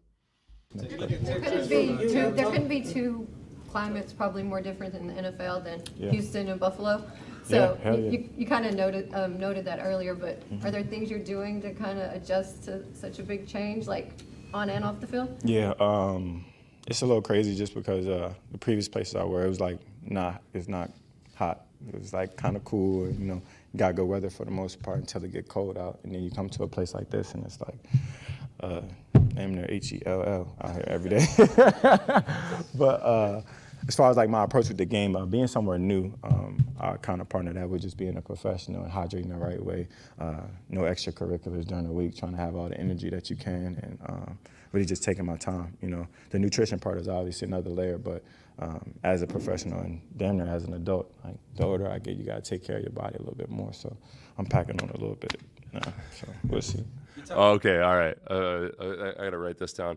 First of all, since I'm about to write something, I gotta address something here. John, stop it. Tell everybody you're joking. That didn't happen. Now, a couple of you guys have requested autographs during chats or sometime, and then I lose them. Like the live chat comments don't get transferred over to YouTube. If you want an autograph or something, just send me an email. It's SethPayne91@gmail.com. That's not Seth Payne. Like 1 through 20 were taken. Okay, I'm not that egomaniacal. Yes, I used my number. But as far as the heat goes, so he's saying he's trying to pack on a little weight. One of the funniest things I ever saw was a player. I don't know if it was Corey Bradford. Corey Bradford was super lean. I remember this player went into a full body cramp on the field once. And it was a receiver, and all the defensive backs just around him cackling. And one of them was like, you need some body fat, man. You need some body fat. But the other is the salt pills. Is like I grew up, playing in a pretty mild temperature. Like when our college coach used to get concerned when the temperature was over 90 degrees. Okay, that's the heat that I dealt with. I was like, oh, it's gonna be 91 today. I always thought that salt tablets were just like something that happened in the 1960s and that nobody used them anymore. And I spent my rookie year in Florida, and like I was a salt tablet junkie by the end of that year because my God, I'm a heavy sweater and. Jeez. The other thing, I felt better the other day because Tyler Milner, the producer for the afternoon show, he's a Houston native, born and bred, or Texas native, born and bred, and he was complaining about the heat just as much as I do. So I felt a little bit less like a wuss that when the Texas natives hate it as much as I do. But Diggs will be fine. Earlier you talked about your desire to win, but yeah. From what are you willing to share? What are some of the lessons that you learned rather in Minnesota and Buffalo to make it, kind of all come together here in Houston? It's crazy because that's a question I had asked myself. I'm a big person of self-reflection. You know what I'm saying? Like being in those places before, asking God to light my path, I still had to look where I came from and a lot of things that I had learned, whether it was in Minnesota, whether it was in Buffalo. What were the things that worked and what were the things that could have helped in that situation. So, and I feel like things that I'm carrying over is like just putting a lot more time in. Football is football at the end of the day, but you don't know what an extra meeting would do or some extra time after practice or some extra time in the morning. Just maybe some little things that kind of can carry over and, do something that'll help you on the field. So just spending more time. You think you're working, and at times you can have a lot of success, but that extra layer or that extra, little bit of practice time or meeting time could win you an extra game or get you on the same page with your quarterback. So for me, just what I really kind of garnished from my past is more so putting more time in because it's not about effort. For me, it was never about effort. It was never about grind because I put the time in off the field and on the field. But it's more so keep building and being on the right pace consistently because, when you get later on in the season, you want to be hitting on all cylinders, but that comes from putting that extra time in. So for me, I give you a little tidbit, just putting a lot more time in. Even though you think you're grinding, working smarter, not only hard. About that, like the whole just, the concept of like you just keep working and you don't know exactly how it's going to pay off or when or what have you. Like all that's awesome stuff. I've read 2 books in the last several years that I really wish I had read when I was a player. One was Atomic Habits and 2 was Tiny Habits. And they're 2 really smart dudes. One's more of a speaker, one's an actual academic out of Stanford, I think, like a behavioral scientist. But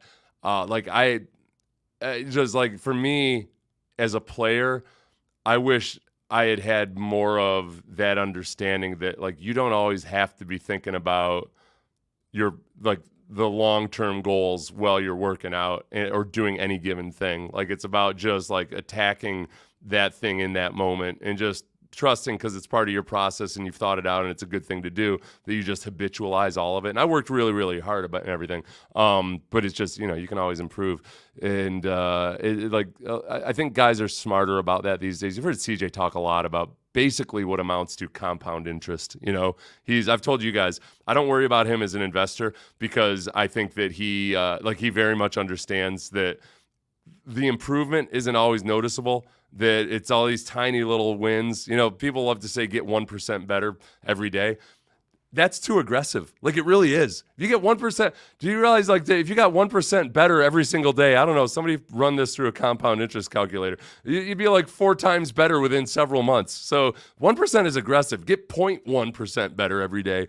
And that's impressive. But you can't perceive that 0.1%. So you just got to be like what Stefon Diggs is reputed to be, a guy that just is constantly chiseling away at things. Like, regardless of what his personality as a diva is or anything like that, the people in Buffalo say he works his butt off, which is a good example. Miracle. Oh, Were you yeah. able to pick Long Keenum's time brain? ago. Were Long time you able ago. to pick Keenum's brain a little bit, find out about the organization?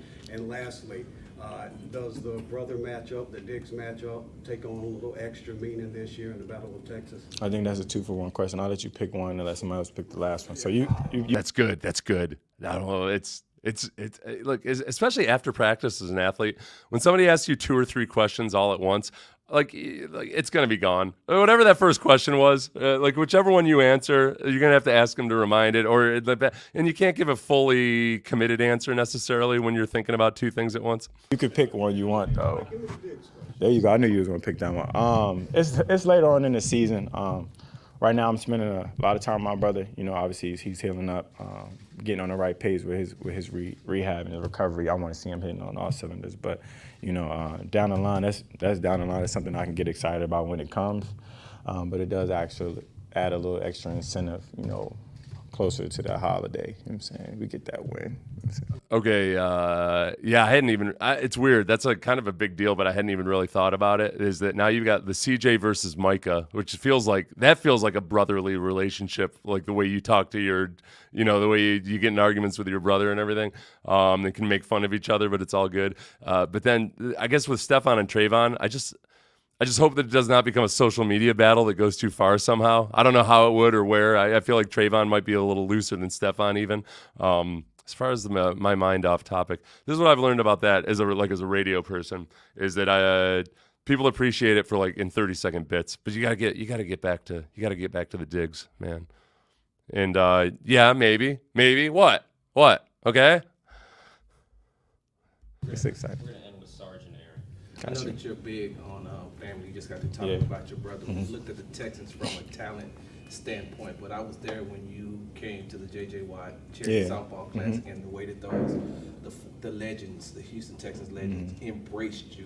How have you accepted that family build that's here at NRG? It's crazy because, kind of what we touched on a little bit, just I don't take things personal from the people I don't know personally, but these people I'm learning personally. You know what I'm saying? And it's like they welcome it. You know what I'm saying? I don't know if they call it like the Southern hospitality, but they are very welcoming and very open arms, and kind of like I just feel like it's important for me to be a part of things like that, and be a part of obviously charity is just one layer of it, but be around the people that came before you, not only giving them the respect, but giving them that like I'm here to kind of follow those footsteps and to fall in line with Andre Johnson. He's going in the Hall of Fame. That's what you want to be like. So when I'm talking to the young guys and I'm like, I've been in your shoes before, I'm taking it a step further at this point to be around the people that came before me, and hopefully a little bit that'll rub off. You know what I'm saying? But that family environment, I feel it. It's genuine, and you thrive in that space. You thrive in space when you're loved right. You thrive in the space of being around those who truly care and truly want to see you win. So for me, I just been taking it one day at a time and trying to do the right shit. So that was one of the S-bombs that he dropped, which is fine. These podcasts, man, everybody gets so comfortable on podcasts that they forget that, like, when you're in a formal or more formal setting, you're not supposed to swear. That was the only media thing that he mishandled. His final answer, I think his final answer is something about Josh Allen, and he couldn't have handled that better. As far as the former Texans players and Andre and JJ being around the team a lot, this is something that on the football side of things, obviously DeMeco has personal relationships with those guys, but also one of Cal's pet projects going way back has been to try to create more of an environment where guys who used to play for the team are open and welcome to return and everything.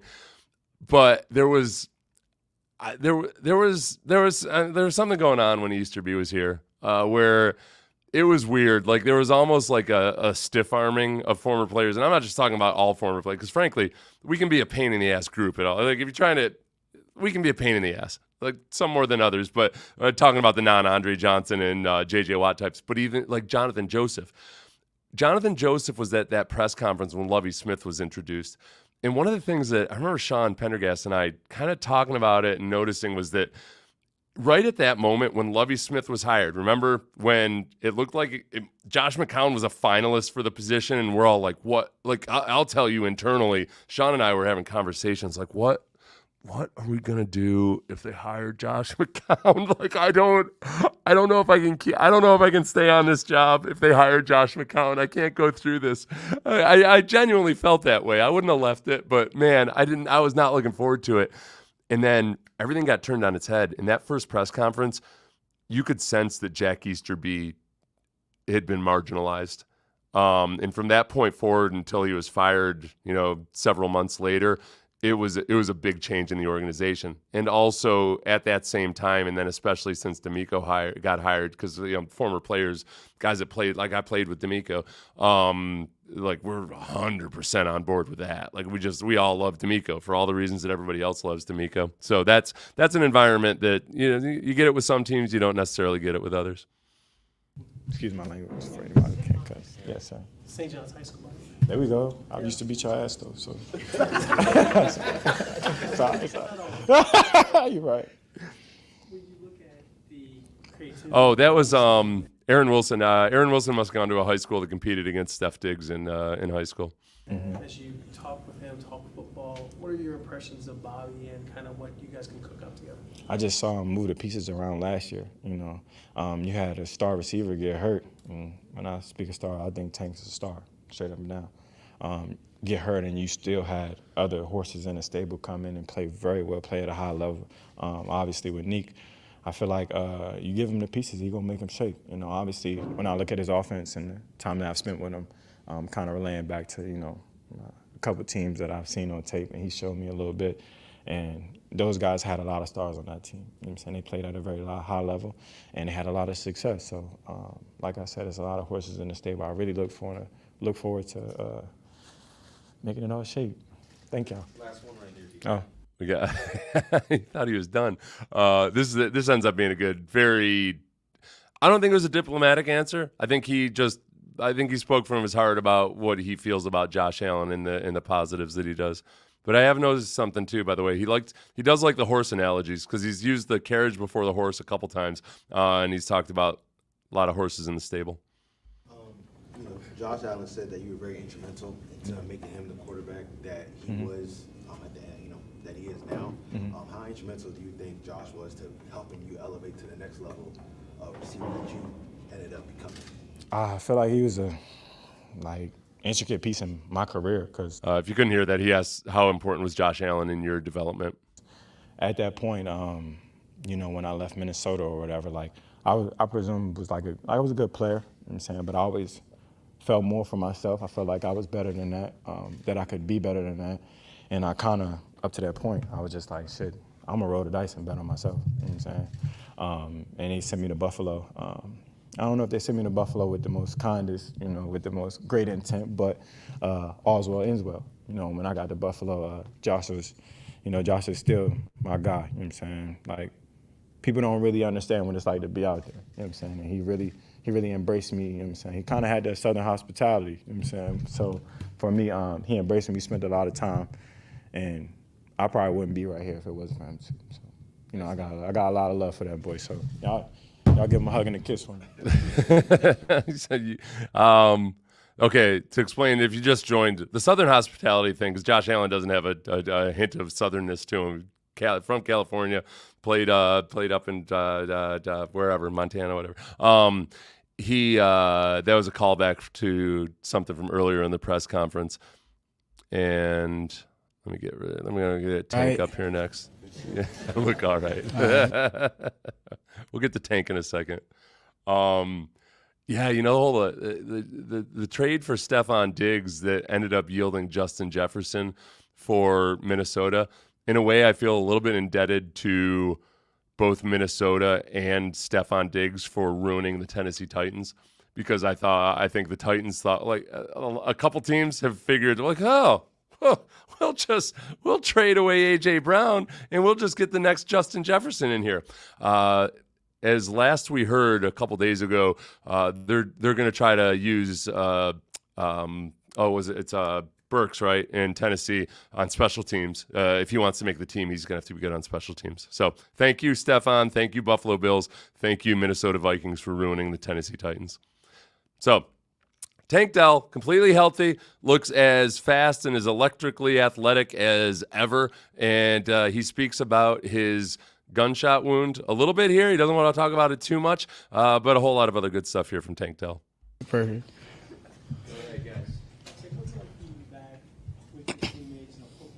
Healthy again after what you went through? Yeah, I give all the glory to God, for sure.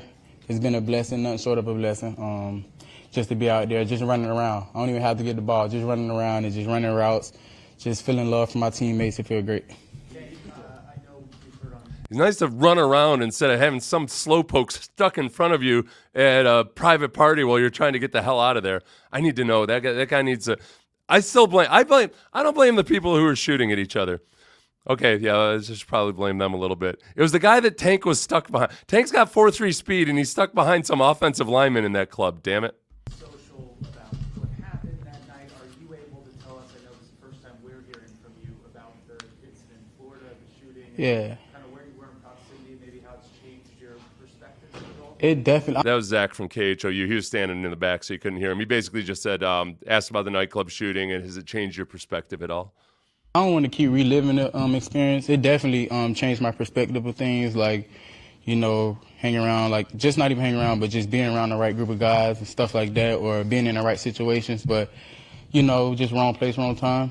So just got to live with it. I'm blessed, God blessed me to get out of that situation healthy. I was only down for like a week without just like working out, but after that, I got right back to work and I'm feeling good. So yeah, he was only down for a week.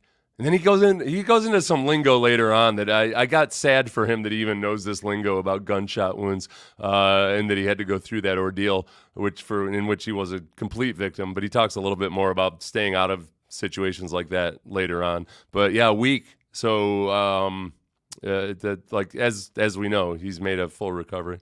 How happy are you just to be back, being on the football field, being around the guys?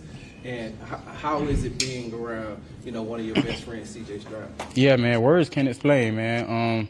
CJ been with me since the offseason ended. We've been with each other in L.A., here in Houston, everywhere. So that's been great. That brotherhood is not going to go nowhere. But just being around, like, the whole team, it's been good. We got new faces, and them guys cool. We all in there having fun, building our chemistry in the locker room and then taking on to the field. So it's just been good. Everybody having fun. You see everybody smiling.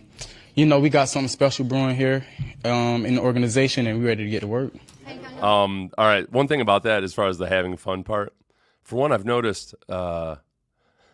Two random things about it. One, I think there are more guys who are really good in press conferences on this team right now than we've ever had, and I would include in like 2011, even when the defense was full of guys who were really entertaining and interesting guys. I think there's something about DeMeco kind of just encouraging these guys to be themselves, and maybe it's the type of guys they're drafting as well. But from a media perspective, I love it because there's actually these guys say interesting things, and they do look like they're having a lot of fun out there. So DeMeco's just got that magic blend of being able to be a taskmaster, but also keep things light enough and he keeps them competitive, and he works them really hard, but it's with a competitive spirit in mind. It's palpable. Like, I noticed it last year that, I would say even like with Dalton Schultz and some of those guys, I had watched their previous press conferences when they were with other teams, and it looked like there was a little bit of weight off of them when they were in the Texans media sessions. Now, if they have success, maybe that maybe that starts to be a little bit more pressure filled, and maybe guys aren't as loose or whatever, which is fine. If that's the price I have to pay for this team to be good, I will forego awesome sound bites for a successful football team. I'm willing to make that sacrifice. I think gun violence is a problem across America, and a lot of people deal with it. But when you had to deal with it firsthand, how scary was that, and how much do you feel for other people that have had to deal with this? Yeah, it's definitely scary, not only for myself but for my family, because I don't want to put myself in that type of position, and especially like my family. Like I got a little brother, my mom. I know how they was feeling at that time, and it's just a blessing that I'm safe, but it's a traumatic experience. Oh boy, that part of it. He talks a little bit more about his family later, but I was just I was thinking about just like when I realized when I got injured as an NFL player, where obviously you're not, your life's not in danger or anything, but like just how tough it was on my mom and my wife, like when they would see me laying down and then have to get, helped off the field and everything, like that times 1,000, I would imagine, for his family. Like now, how are you overall? Like, how are you just mentally? Like, how are you just feeling? Overall, I'm good.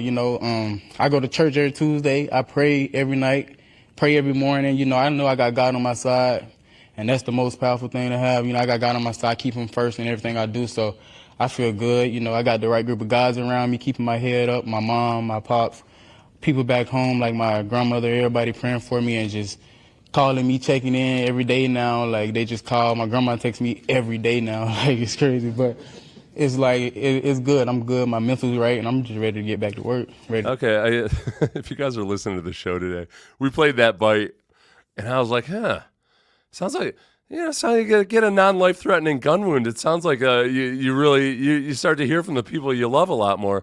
And then Sean asked me, Sean said, "Oh, you think you'd get the same amount of attention as Tank Dell?" And probably not. Look at him. He's just such a lovable little. If that was my kid and he looked like that, my God, I'd be terrified. He just looks like a little angel, and he got shot. Damn it. Just hug him every day. I'd be dropping him off for work at the NFL. I'd be like, "Dad, you need to give me a hug, Tank. You give me a hug before you go. Dad, stop." Tank Dell. In what ways did the organization support you? And then second, different question, like, what are your goals? I'm sure we talked about it in a fresh perspective. What are your goals for the season? Yeah. So first, shouts out to Nick, DeMeco, my receiver coach, Coach Ben, everyone. They reached out. They was calling when the situation happened, and since I've been hurt, they've been showing tremendous love. Everybody been showing a lot of love and just letting me know, reassuring me that they were right by me the whole time, every step of the way. So that's been good. And my goals, I said it on the podcast. I'm pretty sure y'all, some of y'all saw it, but I got some big goals. That's all I'm gonna say right now. I got some big goals, and I'm looking forward to stepping in that light and achieving them. Okay, so on Gilly to King, formerly known as Gilly to Kids podcast, $1 million worth of whatever. It's a good. Both Tank and CJ, or at least CJ, grew up being a big fan of that podcast. They got on, and that's where a lot of these Aaron Rodgers quotes are coming from and everything. He addressed something that one of you guys just brought up. I want to be sure I get it up here. Hopefully he doesn't have any peer pressure in his life. Those guys had a really good conversation about managing the expectations of your friends, and CJ had some great quotes in there about not hesitating to cut people off if they don't have your best interests in mind. In Tank's situation, Tank talked about it and said that he had asked his friends where they were going, what it was going to be. He thought that there were going to be, there was going to be more security there, checking people on their way in, and that it would be a safer environment. It's a private party at a marina there in Sanford.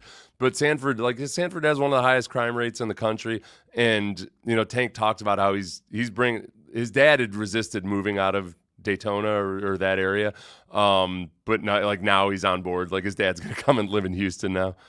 So, I think CJ and him have had some conversations about this, about like being ready and willing to cut out anybody who doesn't. If you have that talk with your friend about like, hey, listen, we can't we can hang out, but we can't hang out like that anymore. And that guy balks. And you're like, all right, well, that guy, he's not actually your friend, you know? That guy sounds like a guy who's interested in showing off his NFL buddy more so than a guy that actually wants to be your friend. And like those guys get that now, especially.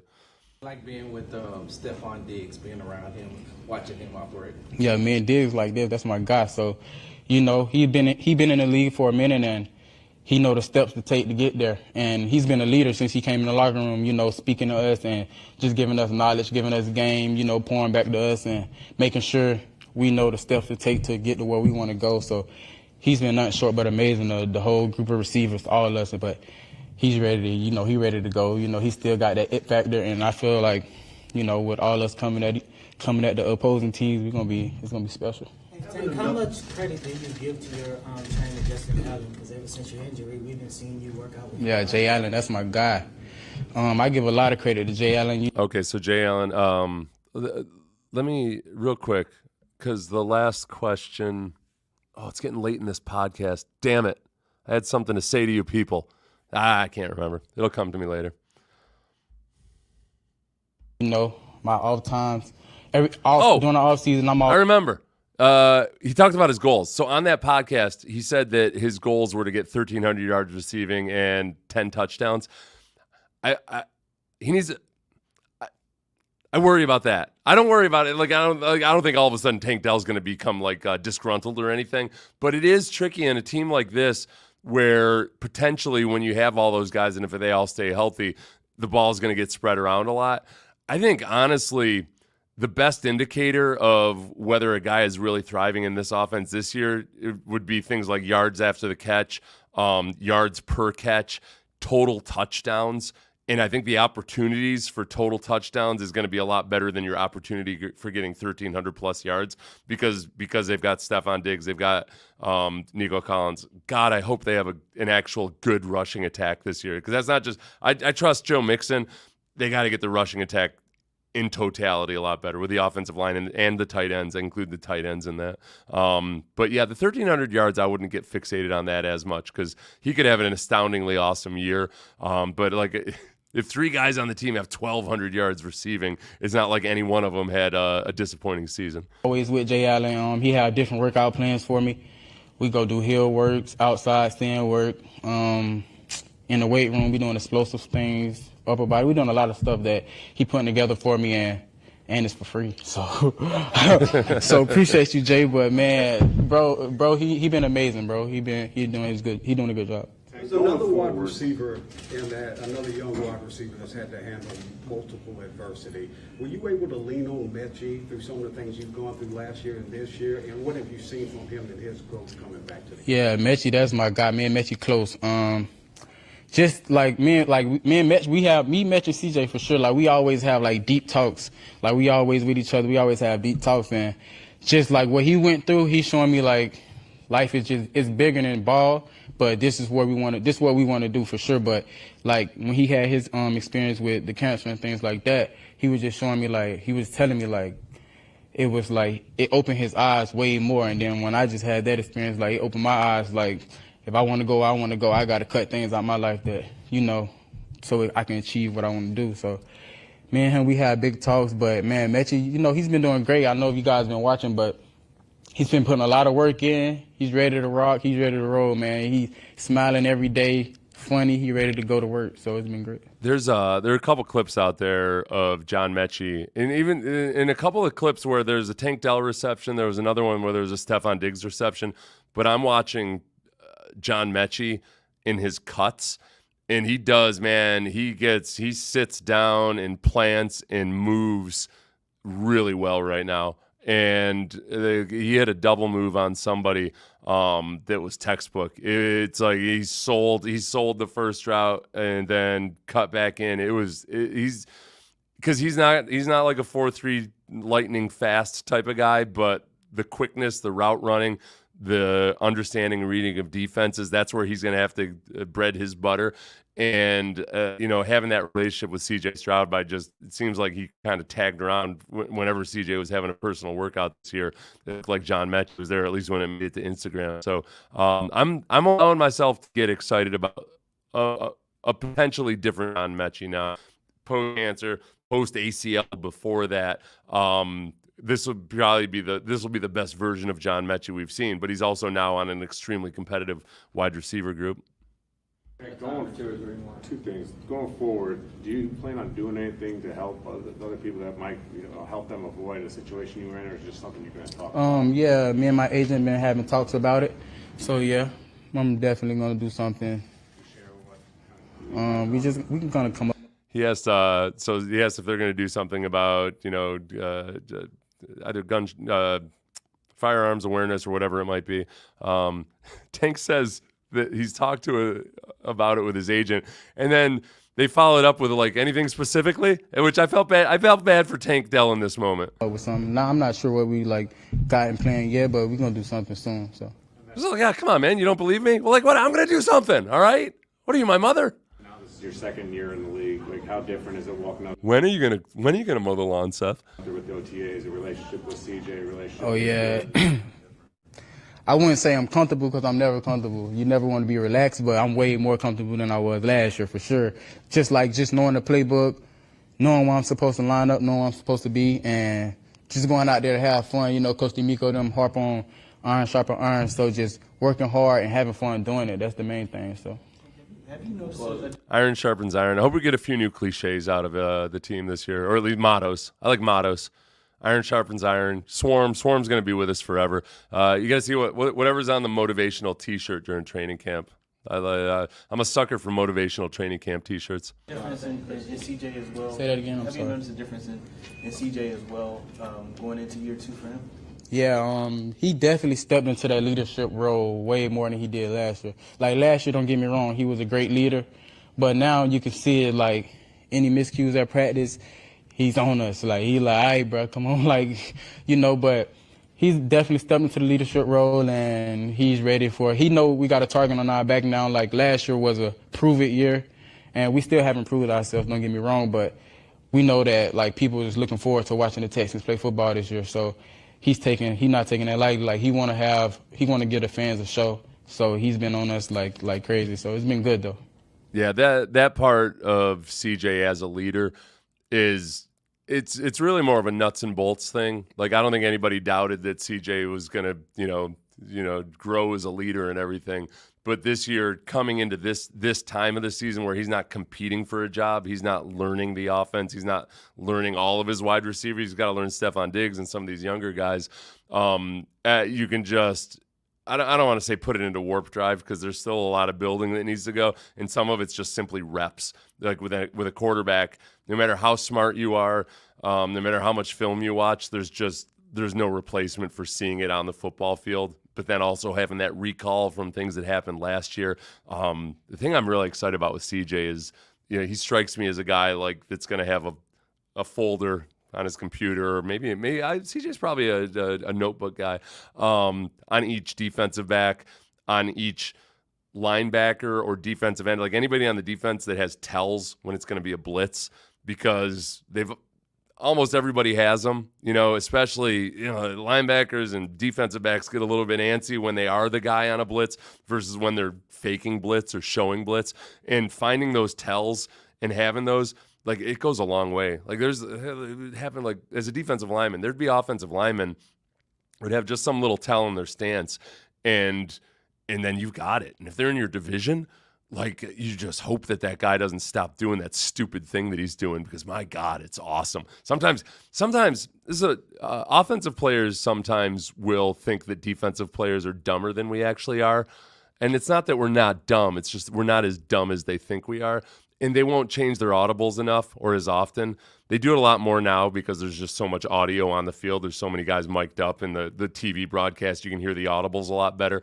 But there's just those little things. The worst is when, though, like these days it happens more than it used to. Some jackass, like after a game, would be like, yeah, we knew when that blitz was coming because such and such. Like, shut the hell up. Like, what are you doing? You're ruining it for yourself and you're ruining it for everybody else. It's idiot. Just because you want to get clicks on your Instagram. Diatribe over. But I also zoomed back a second. Hold on. See if I can pick up the right spot. He's been on us like crazy, so it's been good, though. When it first happened, were you at all worried that it could? Talking about the shooting. Yeah, I'm sorry. That it could impact your football career? Definitely. And how long till you knew you were going to be okay? Definitely. So when it first happened, you know, when I was in the hospital, that's the only thing I was asking. Like, am I going to be all right to play football? Like, that was my main thing. Like, will I be okay to run and play football like I've been doing? So once they told me, like, it was just like a through and through, like, once they told me that and it was like, you'll be good, I was good. I was ready to go. So That's the term that I'd never heard that before, through and through. It entered through the front and then exited through the back, or vice versa. Well, I guess it would have entered through the back and exited through the front. Is through and through like a common term, or is that like the medical jargon that they use at Ben Taub or whatever? I don't like that he's so casual with that, with the through and through. If I do get shot, I hope that it's a through and through myself. But I don't like that Tank had to learn that medical lingo. Damn it. Obviously, you're from Florida, CJ from LA, but you guys are like really, really tight. And one thing that's been noticed is how CJ connects with everybody across the team. How are you and CJ, even though y'all both have different walks of life, have been able to be so tight? I don't really think we have different walks. I feel like the conversations we have, like, we know each other. So I feel like we both have like the same background. Both was doubted, like from a football standpoint. Both had like troubles in our homes coming up. So we connected well there. And then like once we just got with each other and we just knew of each other and we started learning each other and talking every day and just going over his crib and watching the football games when we off Thursday night games, Monday night games, and we just chilling with each other, we just started to like get that feel for each other, and now like we just like this, so it was just like that. Yeah, I was a little bit confused by the different walks of life for those guys. Like, other than, I guess one's from the East Coast, one's from the West Coast. It's not a rap battle. I felt like that was like the Cade Stover question that the guy didn't have a chance to ask or something. Yeah, I think that like CJ's ability to connect with Cade Stover, who just, if you guys, it just randomly went mute. That definitely wasn't my fault. So that might be an internet thing. Hopefully you guys can hear me right now. Like CJ being able to connect with Cade Stover and be just super close and super tight friends, but also connect with Tank Dell, who like they might have more of, like as Tank said, more of a similar shared experiences growing up. I think that's, when I talk about the Bills and how for a long time those 90s Bills teams had a reputation of just being super cohesive. A lot of it started with Jim Kelly, and Jim Kelly just creating a family atmosphere around the team. And like Jim Kelly and CJ Stroud are different in a lot of ways, but I think that CJ very much feels that same way about that he needs to connect with people. Like that's his form of leadership, is that he wants to foster like a caring relationship to where he genuinely cares about those guys. And that's the fact that he and Cade Stover are so tight and such good friends, despite having various other reasons that they might not like each other or might not see eye to eye or whatever, just based on where they grew up. It's a good thing. It's a good thing. Thanks, Tank. Thank you.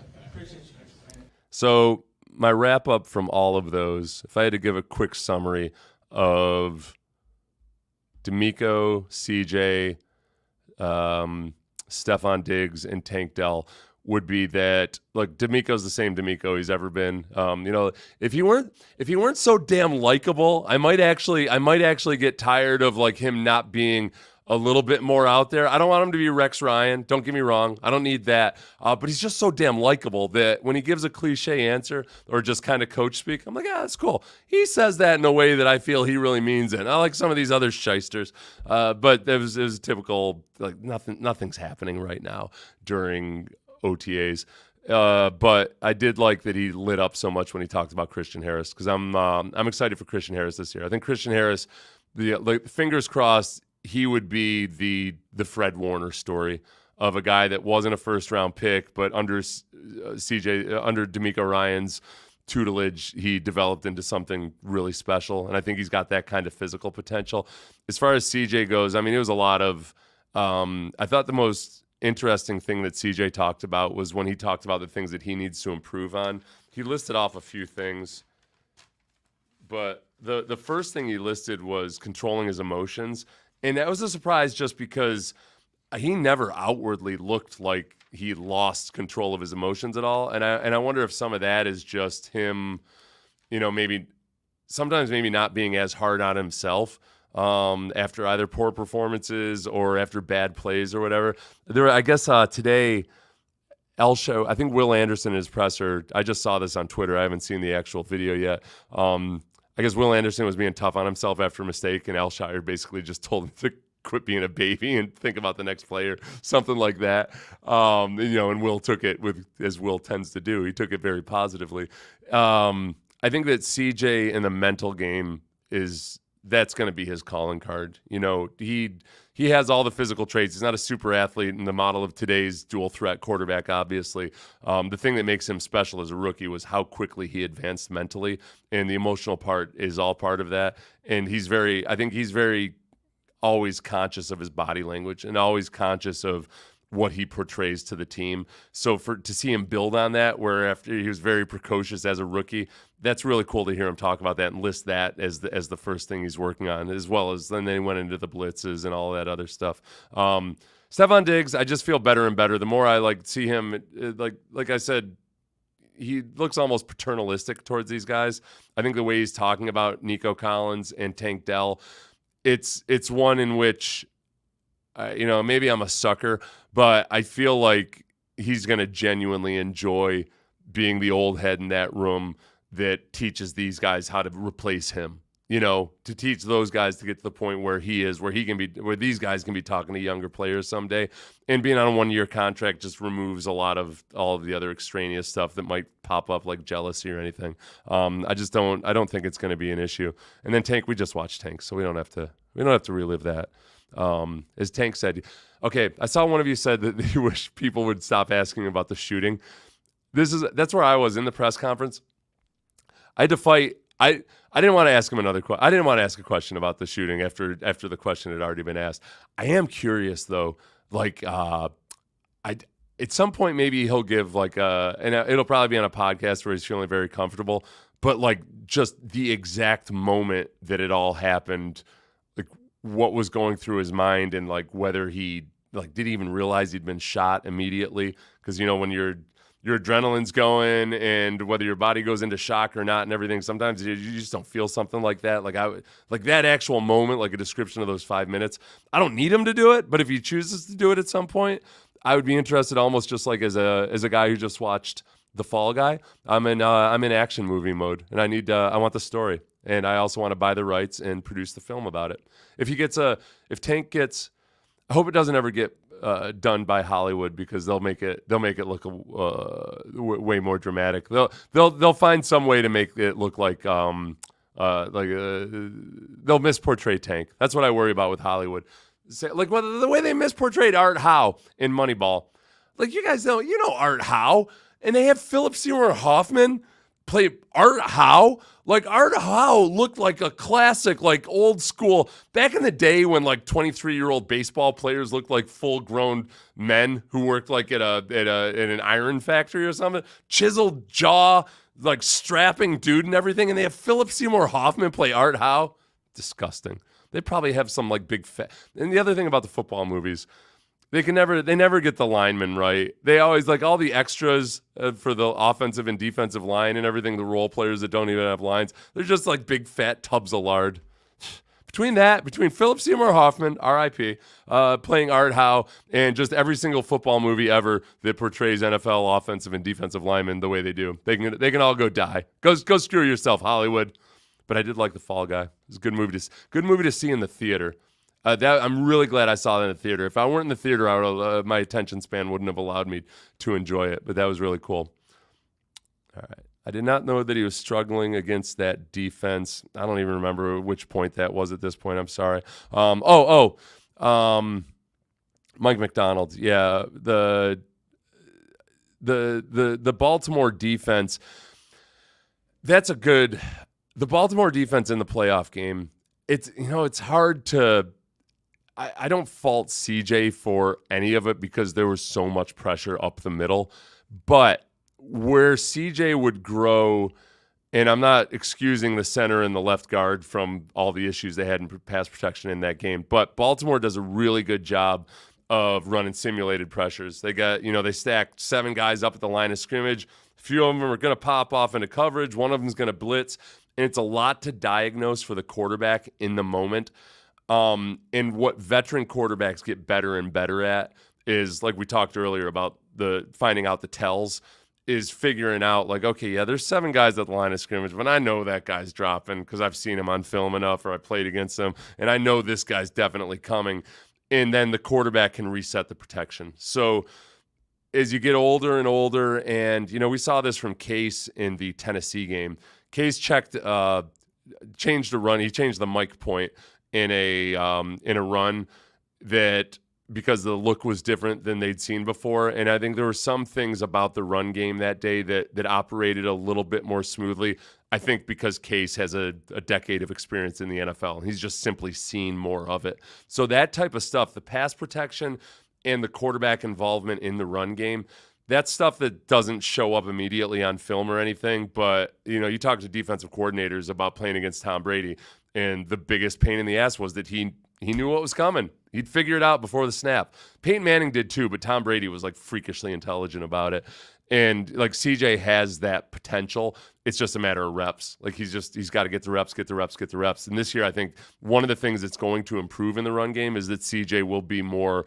He's going to have more time to learn learn the run game and know what his role is in it. And it'll be interesting to see how they use that and how they build on it. But the Baltimore is just a really good test because they're so good at it. They're just such a good defense. And let's see. Fall Guy movie is so fun. That's how I felt Prince of the Strouds. It's just a fun movie. And it's kind of meta, and that like it's a lot of like inside industry stuff that, it's really funny to like people that are in Hollywood or whatever, but it's also fun as a movie viewer to like, they kind of openly tell you like, this is the way the sausage is made. And this is a movie about stunt guys, a specific stunt guy, but like stunt men in general.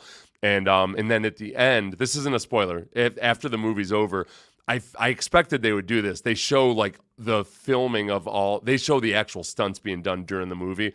And it was really cool to see. It was cool to see how some of it was actually like just way slower than it shows up in the movie. But then some of it, like when they showed the live action of, there was one big car roll stunt in it. When they showed at the end, it looks even scarier because you realize like, oh crap, that's an actual human in there. Like that's whoever Ryan Gosling is supposed to be in there. And of course, it's Ryan Gosling. I like Ryan Gosling. I think I fought Ryan Gosling for a while back when he was just back before I realized what a good actor he was, and very, very funny. And that concludes our Ryan Gosling podcast. If you watched till the end here, my God, and you haven't subscribed, I don't know. That feels like some sick fetish thing there. Otherwise, just like it and subscribe it, and I'll do this. I'll do a reaction video tomorrow. I'll bookmark this. I don't think I'm going to get around to cutting it up probably until tomorrow and the next day and shortening it. Try to get some 10 or 15 minute videos that are more appetizing to the people that aren't into 2 hour and 46 minute long podcasts. So thank you everybody for hanging out with me this afternoon. Really enjoyed it. Liked getting to revisit that. I have not watched today's press conference yet. So maybe I'll try to do a live stream. I go to work awful early in the morning. We'll see. I'm going to do it tomorrow. At some point tomorrow, we'll get my reaction, whether I've seen the whole press conferences or not. Thanks, everybody.